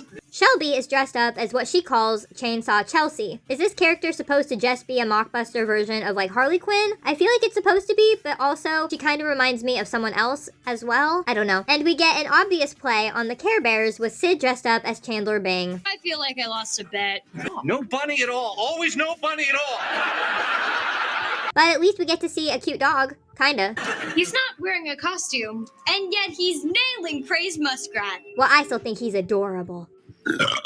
Sid, being on her phone, sees about the haunted house from the rest of the event in New York, stating that this is what the two should be doing, as this haunted house is supposed to be the scariest in all of the country. So Stuart and Tessie must be making one pretty dynamic duo, even though they don't even realize that they've accidentally teamed up. Isn't the whole point that Sid's supposed to be more so like the tough one, and Shelby the more bubbly, like Sam and Kat personalities? Or better yet, Kat and Jade? Yay, we're hanging out together! But so far, it's seeming to come across as almost the opposite. Oh, fear punching. Yeah, I totally have that thing. Maybe Sid needs to better feed into her alter ego of Rocky from Fuller House. Shelby reminds Sid that they can't go to the party as New York is 3,000 miles away, them living in Portland, Oregon. And yes, the girls have the power to time travel, they do not have the ability to teleport. That is when Barry comes out of his lab in his RV right outside of Shelby's house, telling the girls that he now has the ability to teleport. We have the power to time travel, not the power to teleport. I've invented the power to teleport. It's a Halloween miracle! After the theme song, we would see as Shelby and Sid run into the RV to meet Barry and Naldo. Naldo basically just being another worse version of Dez. Cuddle Bunny. If you catch one, they have to tell you where their cave of fruity cereal is. Where is it? Where's the fruity cereal? I know you're not a Cuddle Bunny. I just like pretending Halloween is real. Like this. Ah! Chainsaw Chelsea! Don't bury me in your cave of fruity cereal! I also like pretending all cartoon characters have caves of fruity cereal. I love jumping. Though I still somehow found Logan to still be more likable. Naldo just doesn't have the same energy and ability as Dez in either of his facial expressions or his body movements. and Barry is just giving me very much Cody Martin again, specifically during On Deck when he transitioned to be much more unlikable and annoying, but at least Barry isn't crying like a girl just yet. And of course, as is very traditional for the channel by now, it's always the quintessential duo of the dumb and the smart ones being paired up, or something of the kind. Anyway, Barry would go to do a test of his teleportation laser over a kiwi. For some reason, Naldo would just have randomly a tomato in his pants. And soon after, the kiwi follows. Oh no, this tomato was already my pants. Why is everybody looking at me like they need an explanation? And I'm sorry, but can you just imagine this same line, but with Dez's delivery? And knowing Dez, he'd actually have bitten into the tomato and the kiwi. Barry leaves, and the girls decide to use the laser to get to New York, asking Naldo if he can pass out the Halloween candy to trick-or-treaters in their place. Can't say no to a question. He would agree, and then they turn the laser on themselves. Naldo letting out quickly how the laser is still very experimental, which I'm pretty sure the girls had just heard Barry say the same thing with him testing it on the fruit, but now because Naldo says that it's very possible the two could explode by using it, now the girls are freaking out. Good luck, guys. It's still experimental. Hope you don't explode. Wait, what? Though it wouldn't matter for long as the girls suddenly arrive back on the same set as all of the episodes previous, the Central Park Spooktacular. Now, we would go back to see Naldo and Barry, who now would carry a kind of B-plot throughout the rest of the episode, the girls teleporting, having fried his laser, and Naldo vowing to make Barry like Halloween by scaring him, while they give candy out to trick-or-treaters. But it's again just another story with nothing to do with the crossover event, and it's not interesting enough, so we are again just going to be skipping it outright. So, meeting back up with Shelby and Sid, we then see them inside the haunted house. Okay, maybe Shelby isn't so much so meant to be as bubbly as I'd first thought of her. Shelbs, calm down. It's just a stuffed bear. How do you know? Maybe he's a clever bear just lying in wait. And when we least expect it, bear! As the lights flicker off for a moment and in her fear, Shelby clings onto Sid. And Sid, as alluded to before, does fear punch Shelby. Except that they don't. Because for some reason, out of this large party, there were only two other people within the room, Riley and Lucas from Girl Meets World. And this here is where I'm deciding that all of the episodes can't really be canon with each other, as the cameo appearances just really do not line up with the appearances of the same characters and their events that they are up to within their own episodes. Like how Riley is dressed in the same costume here from her show, but Maya is nowhere to be seen, there's nothing about ghosts of any kind brought up, and because the timeline for these two episodes to converge just doesn't make any sense. In the events of the earlier episode of Riley being present, she arrives at the haunted house with Maya, meets Austin and Allie, who none of which are present here. They go inside the haunted house for only a mere moment before running right back out and immediately deciding to go home. In their episode, Maya did say about Lucas and Farkle meeting the girls here at the party. I mean, Lucas and Farkle are already on their way,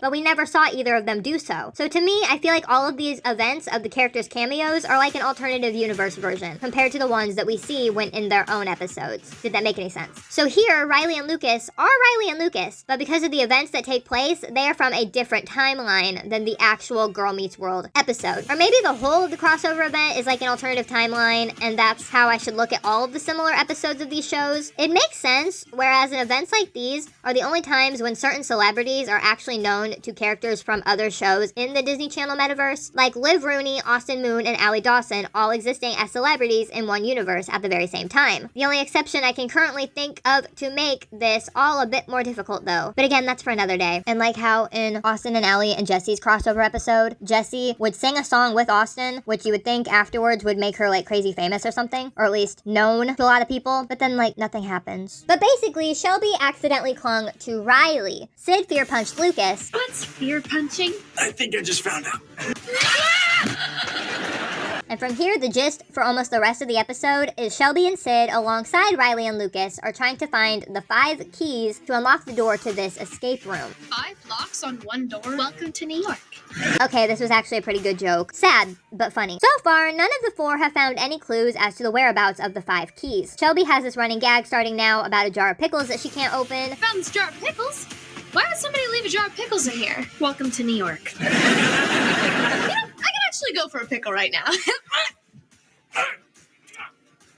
Or maybe I'll just look for clues. But Riley notices on the wall how all of the clocks are set to the exact same time. Sid breaks one of them. Is this just her thing to like break everything? I don't remember. Because so far, violence is the only personality trait of hers that I've really gathered. What thing?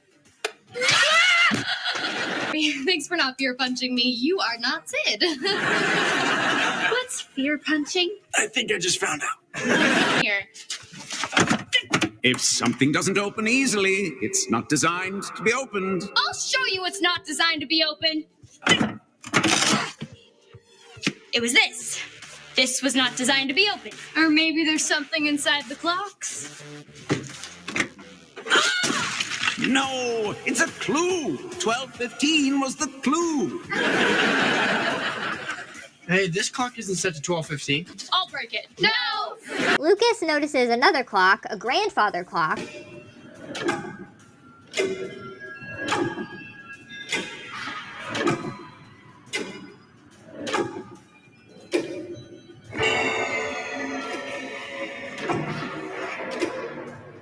On the other side of the room, this one not being set to the same time. Shelby sets it, and the first key is then revealed. She would grab the key, giving it to Sid, but it instead goes right through her outstretched hand. And for some reason, once again, the lights would flicker off, and the bear from earlier comes out from the now opposite side of the room as it had been on before, it scaring Shelby, and Sid chasing after her as they run out of the room, going through the closed door. Another key does drop from the bear's mouth, leading to what I'd say is a pretty in-character reaction from Riley. For a scary bear, he was really helpful.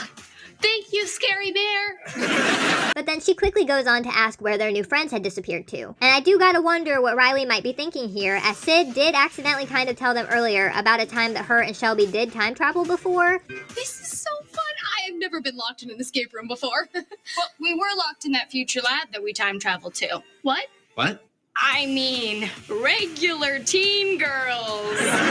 But also, let's say, if this actually is all canon with the earlier episode, Riley would have already have just seen a ghost tonight. So, it's all just so very interesting to me to dive way too deep into the narrative of this shared universe as a whole, even when it doesn't make any sense. Joining Shelby and Sid, we see that they are still running, all the way until they get out to the complete outside of the house altogether. Neither of them, but more so Shelby, doesn't seem to understand how they'd have possibly gotten here, but just the fact that the two of them are now back outside. Shelby goes to get another round of cheese tots for the both of them, but this time the girl and her cart both go straight through her body. Shelby! Those cheese tots just went right through me! That's what happens when you buy food from a cart. The two start understandably freaking out again, but quickly and calmly put enough together that this is all probably just a side effect of Barry's laser, deciding to just time travel back to before they used it, and that they should be fine. Except, I guess in the logic of their show, in order to time travel, the girls need to be able to hug each other, and now they just passed right through each other. Okay, correction. In editing and seeing much more promo, it seems just anytime they touch each other in general, leading to an even bigger freakout. Also just gotta point out the timing in which the girls went invisible and ghostly, as 1 second Shelby could very well hold onto the key, but it was literally in just the second that she passed it on to Sid that if she were to wait just a couple more seconds, she too probably wouldn't have been able to keep hold of it either. Well, unless for the logic that we are about to get in just one moment. Now, this line is the kind I was expecting to get more of from Shelby, given her costume selection for her best friend. If we can't touch each other, we can't time travel. Or hug. Returning from the commercial break, we would see as Shelby and Sid arrive back into the haunted house with Riley and Lucas, still looking for clues. Riley still questions how the girls could have just so easily disappeared out of a room that they were all fully locked inside of. Lucas, though, having pretty easily moved past it, tries to assure her that maybe the pair were just a part of the room for some reason. The haunted house. Maybe they're a part of it. Or maybe they're ghosts. As a ghost, I do not find that funny. If we ever get out of here, I am never making a ghost joke again. You make ghost jokes? What's up a ghost nose? Boogers. Sid, never stop telling that joke. It is awesome. You don't say. Shelby and Sid decide that they have to figure out how to communicate with the two, as to have them get in touch with Barry and set things right. I don't know why, but this plan just kind of feels a bit off to me for whatever reason. Whilst Lucas has found the fourth key to the room, did I miss someone finding the third? Weren't the only ones we'd seen so far the two from the clock and the bear? Or am I forgetting something? Or did they just happen to find the third one while we all had our backs turned away? Either way, the girls would start worrying about if Riley and Lucas escape the room and leave the party altogether, that if they lose them within the city, that they might lose their chance at getting back home and back to normal. I don't exactly think that this is right, Like, couldn't they just figure out how to communicate and try to talk to someone else at any point? Or, I'm sure if the girls didn't get back soon enough, Barry would then have assumed something went wrong anyway. He does seem like quite a worrier, but I digress. In them freaking out, Sid gets angry, and I guess putting all of her focus into the emotion is able to knock something over off the nearby table, which the others at least see this if they can't see or feel them. Shelby then grabs a nearby lantern, putting it down on its side, to which again Riley and Lucas would notice. It's Sid and Shelby! Cheese top breath, even though neither of us had cheese tots. From here, Shelby just starts knocking over candlesticks and even spinning Lucas's chair, but the two don't see it as anything odd, thinking it's again just some effects for the room. The last key having fallen out of the chair, and they're about to leave. I gotta say that I've never done an escape room before, but with the placement of some of these keys and how random it was that the 2 out of the 4 that we'd seen at all, for them to be found, this one I gotta say is pretty lame for a house that's supposed to be the scariest in all of the country. I do not believe this claim from the beginning of the episode by any stretch. So far, the scariest thing in any of these episodes is Stuart having popped out of the TV. And I mean, I guess a ghost did take off her head, but she wasn't even from the haunted house. The other ghost doesn't count because we didn't see it. What? I was wrong! This is the terrible... As a last resort, Sid goes running up to Riley and Lucas before they can leave, her accidentally having popped into Riley's body, completely taking over control of Riley and what she can say and do and so on. Riley, what are you talking about? Come on, let's go. I'm in control of Riley. You're right. I'm sorry. I shouldn't have pushed you. We'll go when you're ready. And so, Shelby apologizes, but simply decides to take over Lucas. I'm really sorry, and I know we don't know each other that well, and I don't have your permission, and this is really rude of me, but I kind of need to... Lucas doesn't care. That's hurtful. I care about a lot of things. Here goes. A running joke of the episode being made full circle as Shelby makes Lucas open the pickle jar. It just pops right off. And then the two girls make them hug as Shelby and Sid, I guess, turn into a golden dust as they disappear and time travel away. I gotta ask, how is it that the girls are able to time travel just by hugging? Because I don't remember, and I don't care enough to watch it unless comes a day when I'm going to have to. Let me know below if soon you're going to want to make me have to for a video. So is it a thing now that anytime they hug, even if unintentionally, they just immediately time travel? Or do they have to have a purpose and be thinking of the same thing? And what would happen if they were to disagree upon a destination? All questions I'll be left with unanswered as for now, but I'm sure that the show covers some of them, if not all of them at points. Did your body feel really strange like a minute ago? I think that's just a part of growing up. The girls return home, back to when Barry was showing them the laser in the beginning of the episode, hitting it repeatedly with a wrench and a sledgehammer. Barry tries to stop them, so Sid does this. Friends behave! Oh, getting sleepy. Feeling. And we end the episode with the girls back home watching a crossover cartoon of their 2 Halloween costumes, where Chainsaw Chelsea, the Cuddle Bunny in Cold Blood. Are all of these shows like Cold Closings animated or so tormented? Joke's on her.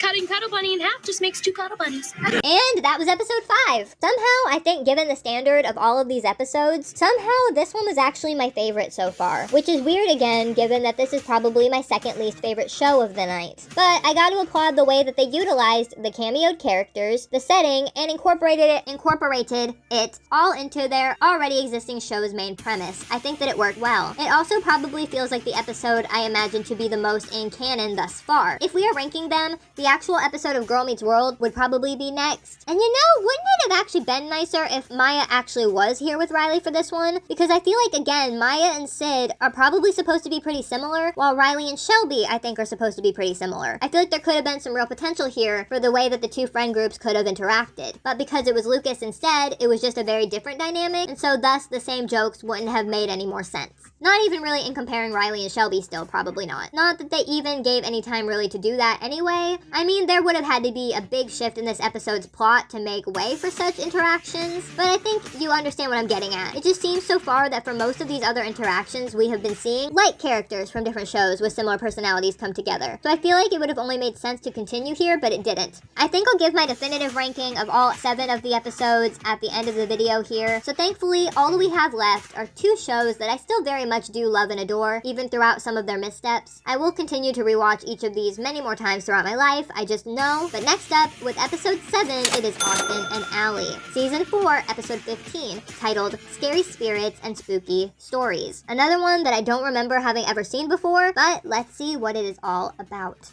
Opening the episode, we would see the 4 main friends at the A&A Austin and Allie Music Factory. Des having tried to scare all of them with the same trick that he does every year but always fails. Austin and Allie having actually scared him just by opening the lid. And well, it's Trish. There was never any chance there. Though I'm kind of shocked that Des didn't make any joke here to her about how she's already wearing her scary costume of her ugly, creepy, normal face. If you've seen the show, you know that this is very much so a very typical Des kind of a joke. Picking up something cold and soulless. Oh, hey, it's you. And that he is kind of at least a little bit gay for his best friend. And, when do you put sunblock on me? I'll do it, buddy.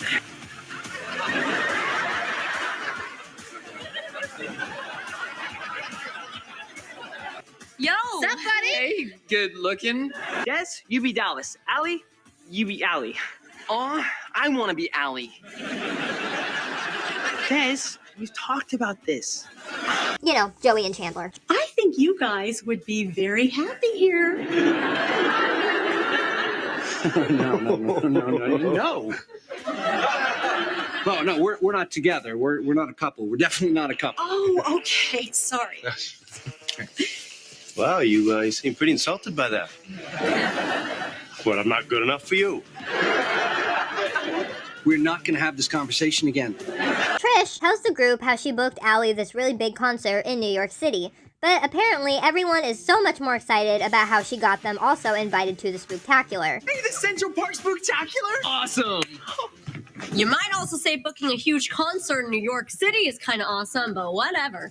I'm just really loving how every episode, it seems, is almost trying to build up this party more and more, except for maybe the case of I Didn't Do It, to be like the biggest, most elite thing, and so hot and exclusive. But then look how easy it seems for all of our characters to have gotten in. And this is just how long it's taken me to realize that the first episode we see of Jessie centers around the kids all getting these creepy invitations to the party, and the build-up. But when it comes to any other character's arrival, it seems that almost nobody else was invited, as none of them got any of these creepy invitations. Aside from now, I think everyone else so far has just shown up. And for the case of Casey Undercover, I mean, I guess you could argue that the original duo that Judy and Ernie took the place of, they were invited, but it also makes me question if Stuart might also have any possible ties to the Secret Services. And both here, as well as the last episode, we see just as our characters see a very public post for this party. Allie is a bit salty that it seems nobody else cares about her concert. How about we go as a group of people excited to see their friend perform in New York City? What would that even look like? And you know what? It looks like the episode couldn't care less either, as like with I Didn't Do It, the reason that the friends all arrived to New York City to begin with is just completely jumped over, as now it is after Allie's concert, and the gang all arrived to the haunted house in their group costume. Well, except that very much so in character, Des ruined the costume, like I believe was stated earlier, if I'm not mistaken in my memory. Someone doesn't know what the L in BLT stands for.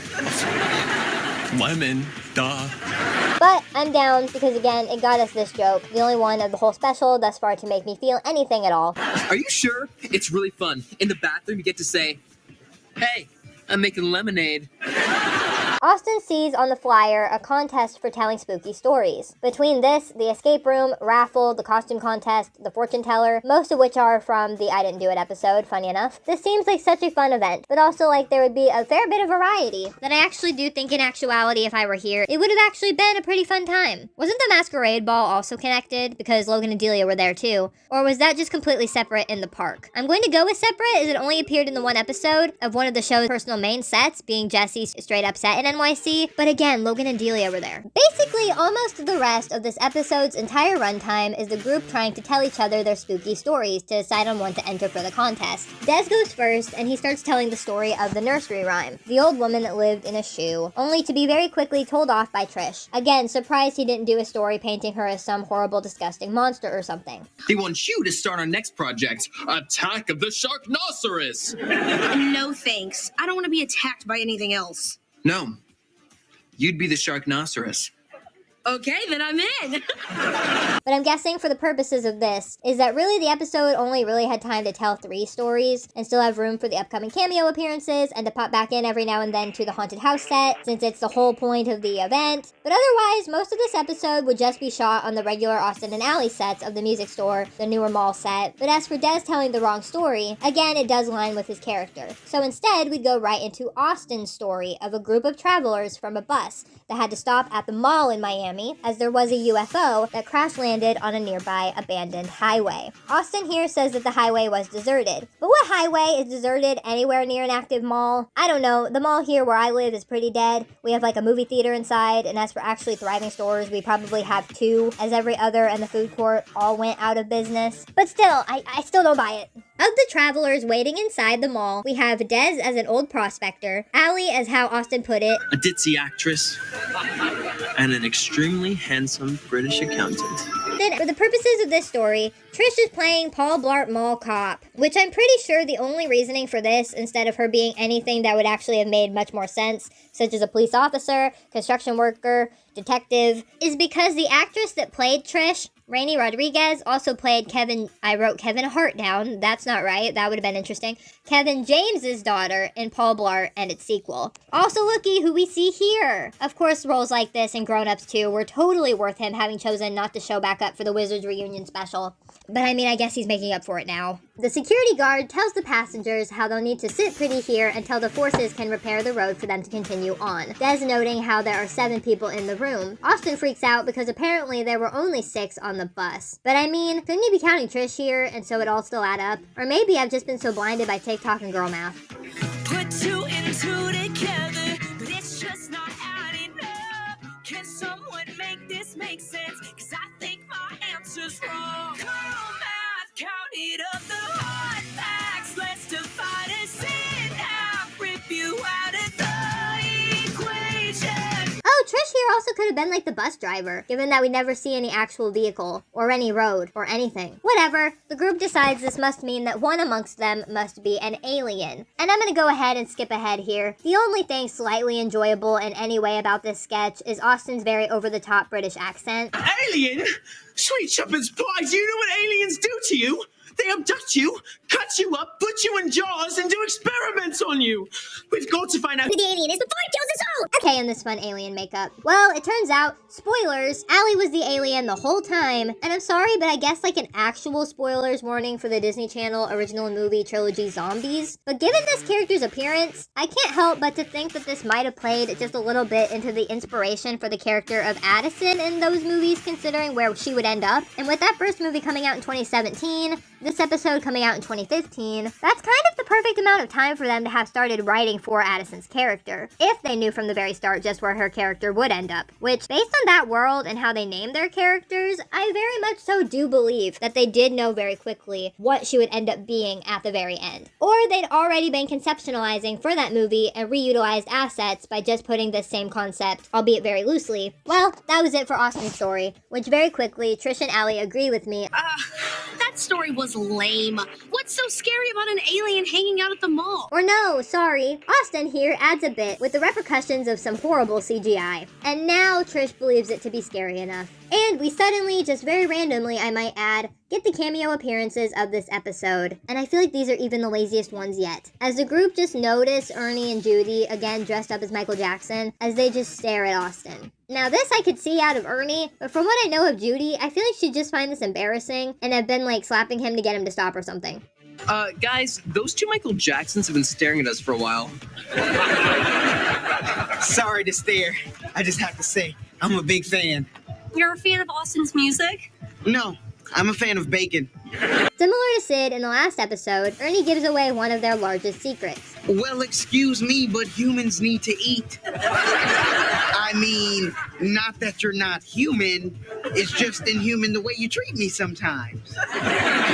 Saved her. Judy being a robot. But again, this isn't a huge episode, and given these are characters from a different show, this cast just doesn't really react at all, as Ernie is able to sweep it under the rug, and we just brush past it like it never even happened. Though I'm pretty sure that if either of these same scenes happened the same way in either of their shows with characters that didn't already know, these would be made much bigger deals. A la Wizards, Hannah Montana, Raven. Yeah, walk away like it's nothing. Nothing important just happened here at all. Also note that Ernie must be okay because he isn't acting like a total dog. So again, either this is before the drop-off and them meeting Emma and Zuri, or again, say it with me folks, this is not canon. Yes, yes. Moving on, the group decides to go inside as they stop in a more atmospheric room for spooky stories. Des tries again, but this time just starts reciting the fairy tale Hansel and Gretel, before this time Allie takes over. Allie's story is a very stereotypical, evil device falls in love with you and tries to kill anyone else in your life kind of a story. Allie gets a new phone, which besides this one shot of them taking a picture, which I'm pretty sure is edited, this is a fake phone. Because any other time that we'd see the screen, it's this very generic app screen of all these different applications on it, none of them being real apps. There's neither a home screen or anything, and when it's just asleep and the screen is supposed to be plain black. This is an evil parody version of Siri known as Eerie that becomes over-attached to Allie and tries to go after and kill Trish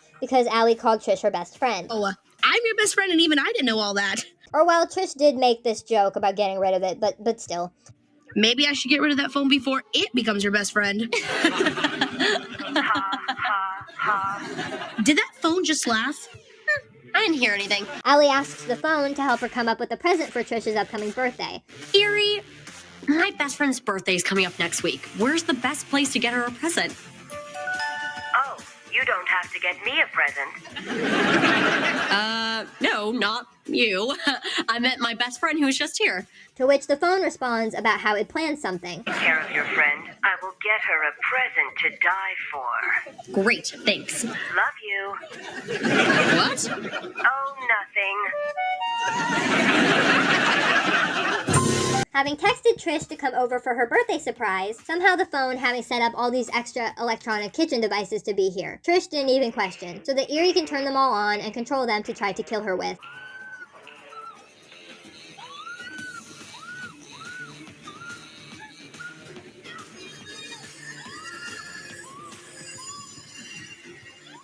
And soon to be Austin, Des, and Allie as well. Okay, very quintessential Des. And Austin is such a good friend as he tries to come to the rescue. We gotta love Austin Monica Moon. Austin Monica Moon, get back here! But Allie finally is able to go upstairs and kill the power.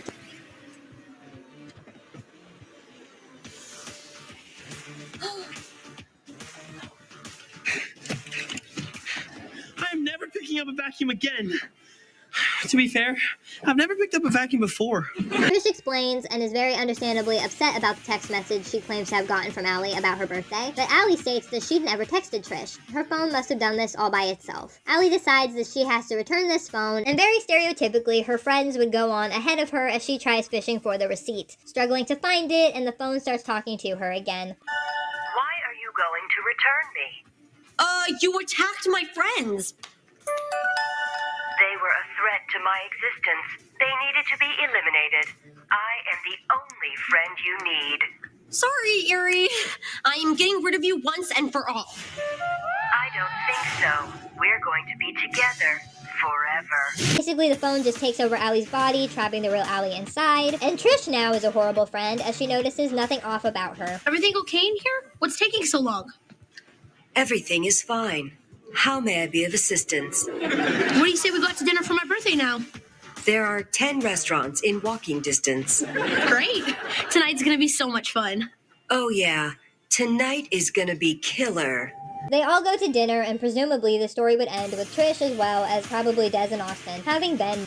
We cut back to New York with the rest of the friend group being really freaked out about Allie's story. And again, for seemingly no real reason at all, the group would then have another run-in with Ernie and Judy, them having been watching the four through the open eyes of an old painting, the painting covering up a very large hole in the wall. Oh, hello. You could assume the point here is that after having revealed their identities before, the two are watching them as to try somehow to cover their own tracks, but they don't really do anything with that. And then just very simply here, Ernie would just completely double down. You guys spying on us? What? No! We're not spies. We're state-of-the-art humanistic androids? And so they would just leave as pointlessly as they'd arrived at all. Des tries once again to tell a story, but this time it is just a very twisted version of their own lives where everyone else is completely obsessed with him. He was adored by all.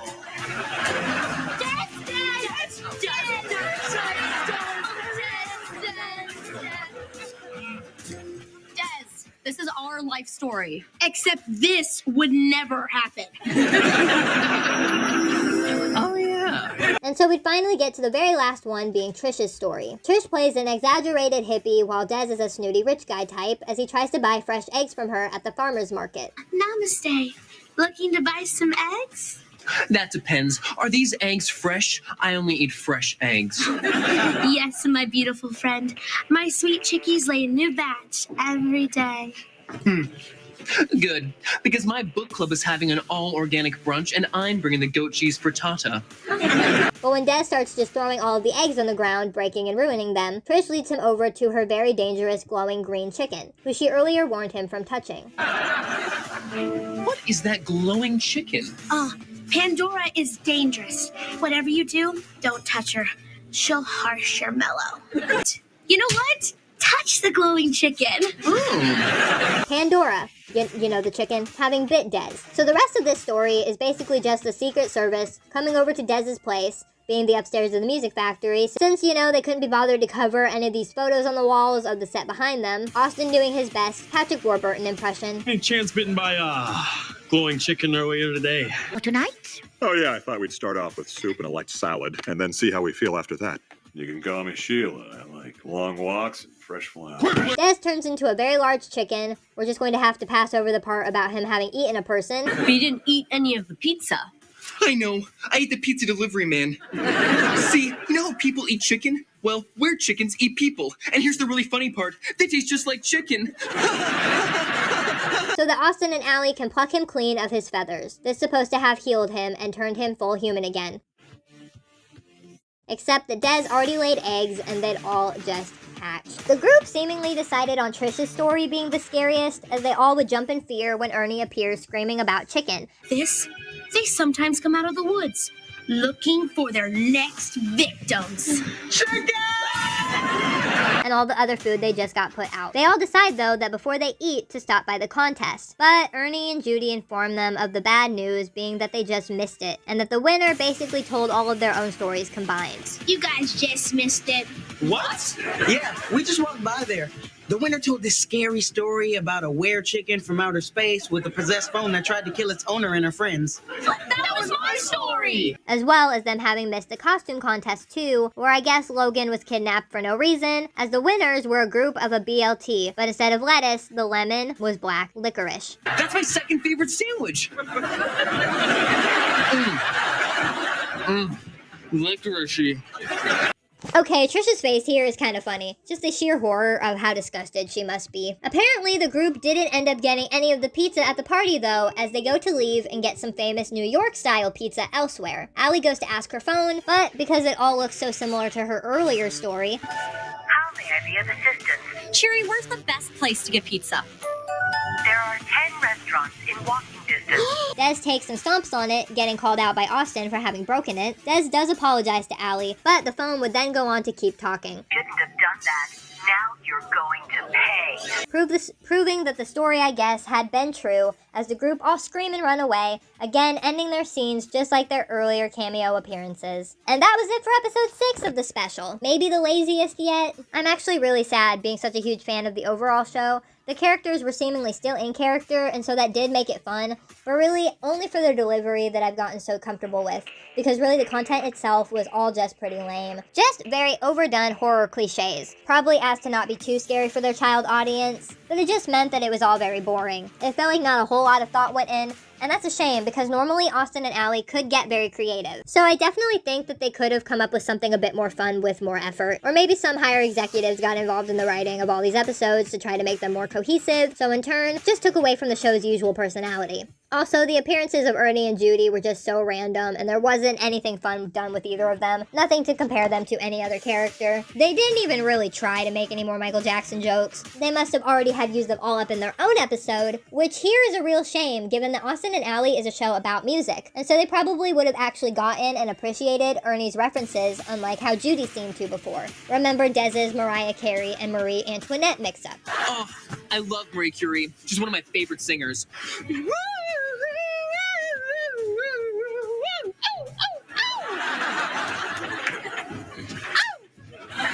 But whatever, that's okay. We only have one final episode left to talk about for the Monstober Spooktacular weekend. That being another one of my favorite shows, and this time I actually remember having watched it before. Or at least this main half that we're focusing on for this episode. You'll see soon why. This is Season 3, Episode 4 of Liv and Maddie, titled Haunt-A-Rooney. And if you haven't pieced it together yet, unfortunately this is the last episode of the special, and this is what I meant at the top of the video about the event being somewhat imbalanced. As Austin and Ally was actually the show in the special with the most appearances, being 3. Their show having gotten cameo appearances within 2 other shows, Girl Meets World and I Didn't Do It. While Liv and Maddie would only go on to have 1 appearance, none of their characters having cameoed in any other show. Which again, this is one of my favorite shows, and so this is very disappointing. We'd get a line later about Liv having seen Austin Moon from across the yard, but they never have gotten to interact. What a shame. No, actually, I think that's really Austin Moon. I think it would have been fun for Liv to have met the both of Austin and Ally given their careers. Or maybe Liv and Joey could have been good picks for this Girl Meets World episode. I think they could have been very similar to Austin and Ally here. But I don't know. Enough pouting. Let's get into the good stuff, as I think they actually ended the special with a pretty solid episode. I'm not gonna say that it's a bang, as it wasn't anything big and explosive, but for Liv and Maddie as a show, it was pretty nice. And I guess you could argue if me liking the main event of this episode contradicts my earlier argument about Jesse, but you'll see soon.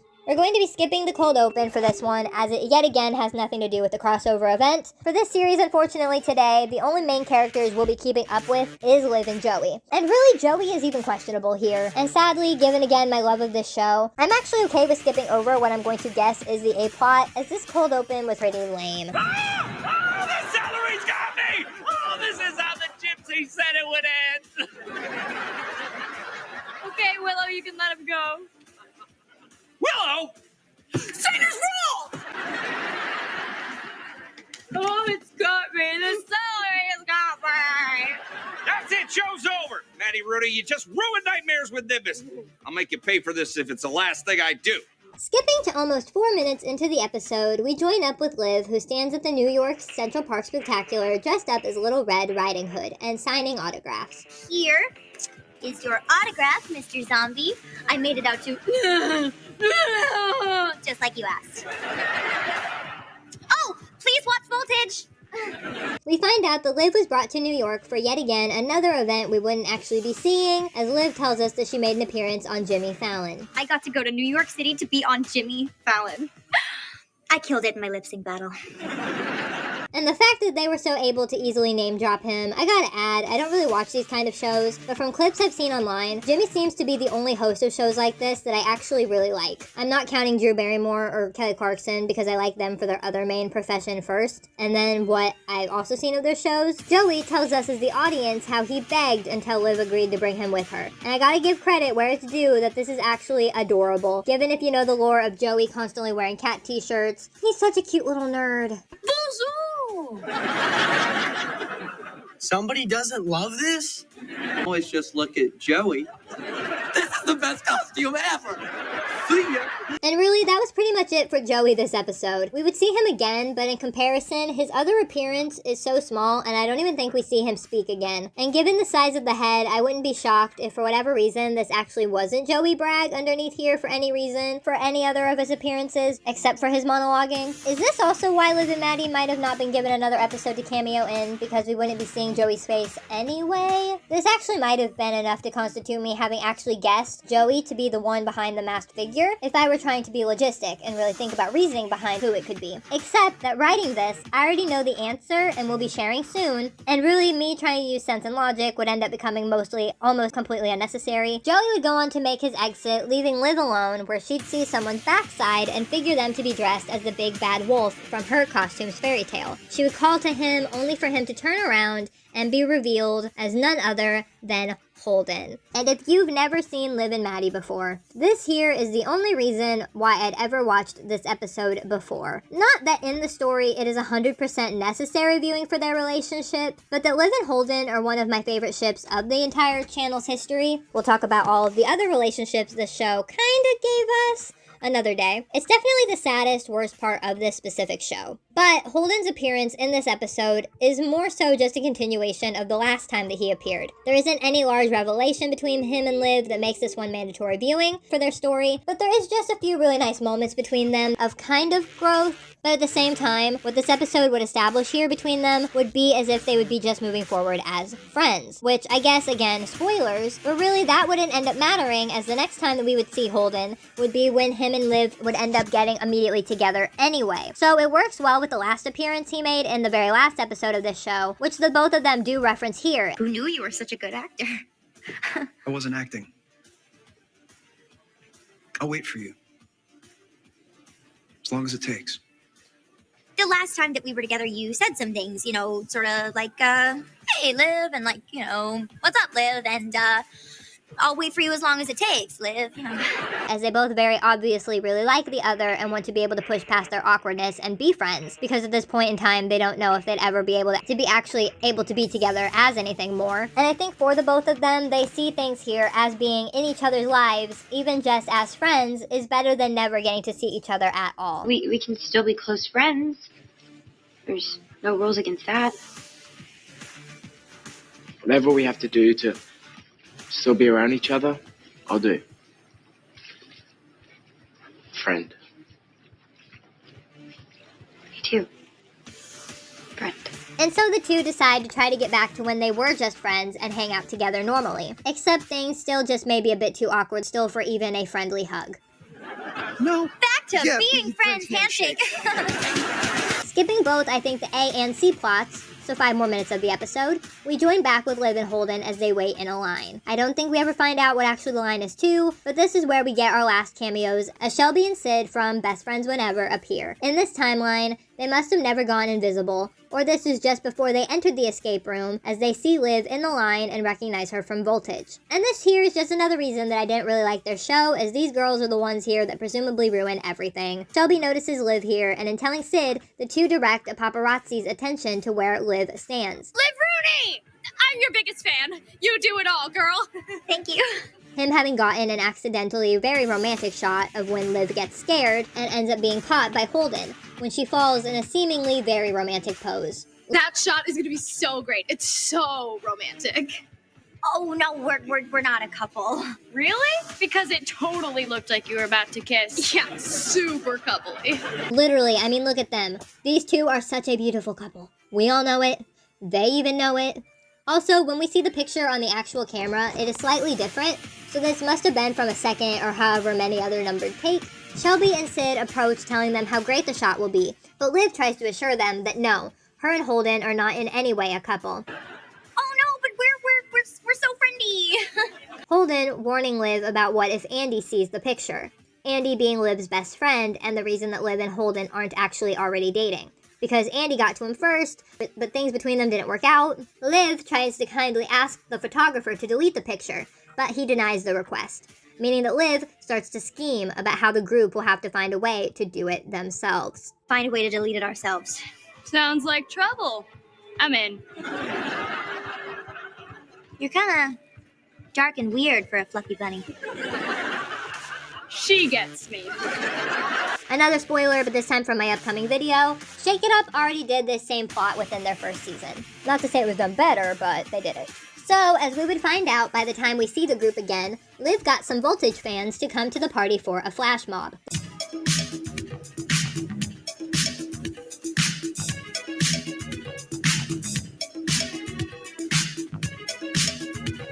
The group all do a dance here, the photographer from before trying to get a good picture. But Shelby and Sid approach him asking if he can take instead their picture, to which he puts the camera down. Joey in his large cat head comes and somehow I guess is able to still see clearly enough, and this must be a pretty simple camera as he is able to work it enough to get to and delete the picture. The group celebrate, and once again, Liv and Holden decide it best to not do a hug. Celebratory handshake, yeah. This plot would make one last appearance as Liv thanks Shelby and Sid for their help before they take off looking for Austin Moon dressed as Bacon. I don't get starstruck. Is that Austin Moon dressed as Bacon? Austin Moon! Austin Moon, I am your biggest fan! It's not really Austin Moon. I just wanted to see her make a fool out of herself. No, actually, I think that's really Austin Moon. Austin Moon? Again, would have loved to actually have seen him interact with Liv and Holden. What a shame. But once they are again left alone, they have a cute little nice chat about their relationship and how good of a team they really are, and how things really aren't awkward at all, even planning to go out for a meal together. A friendly meal, that is, until Holden kind of ruins it. Yeah. Yeah, I'd really like that. Let me just go get Joey. Totally, yeah, take your time. I'll wait for you, as long as it takes. I made that awkward again, didn't I? The two then do agree to see each other back at home. Holden going for the handshake, like has been their thing throughout the whole episode, but this time Liv does go straight for the hug, before leaving him there, standing in shock.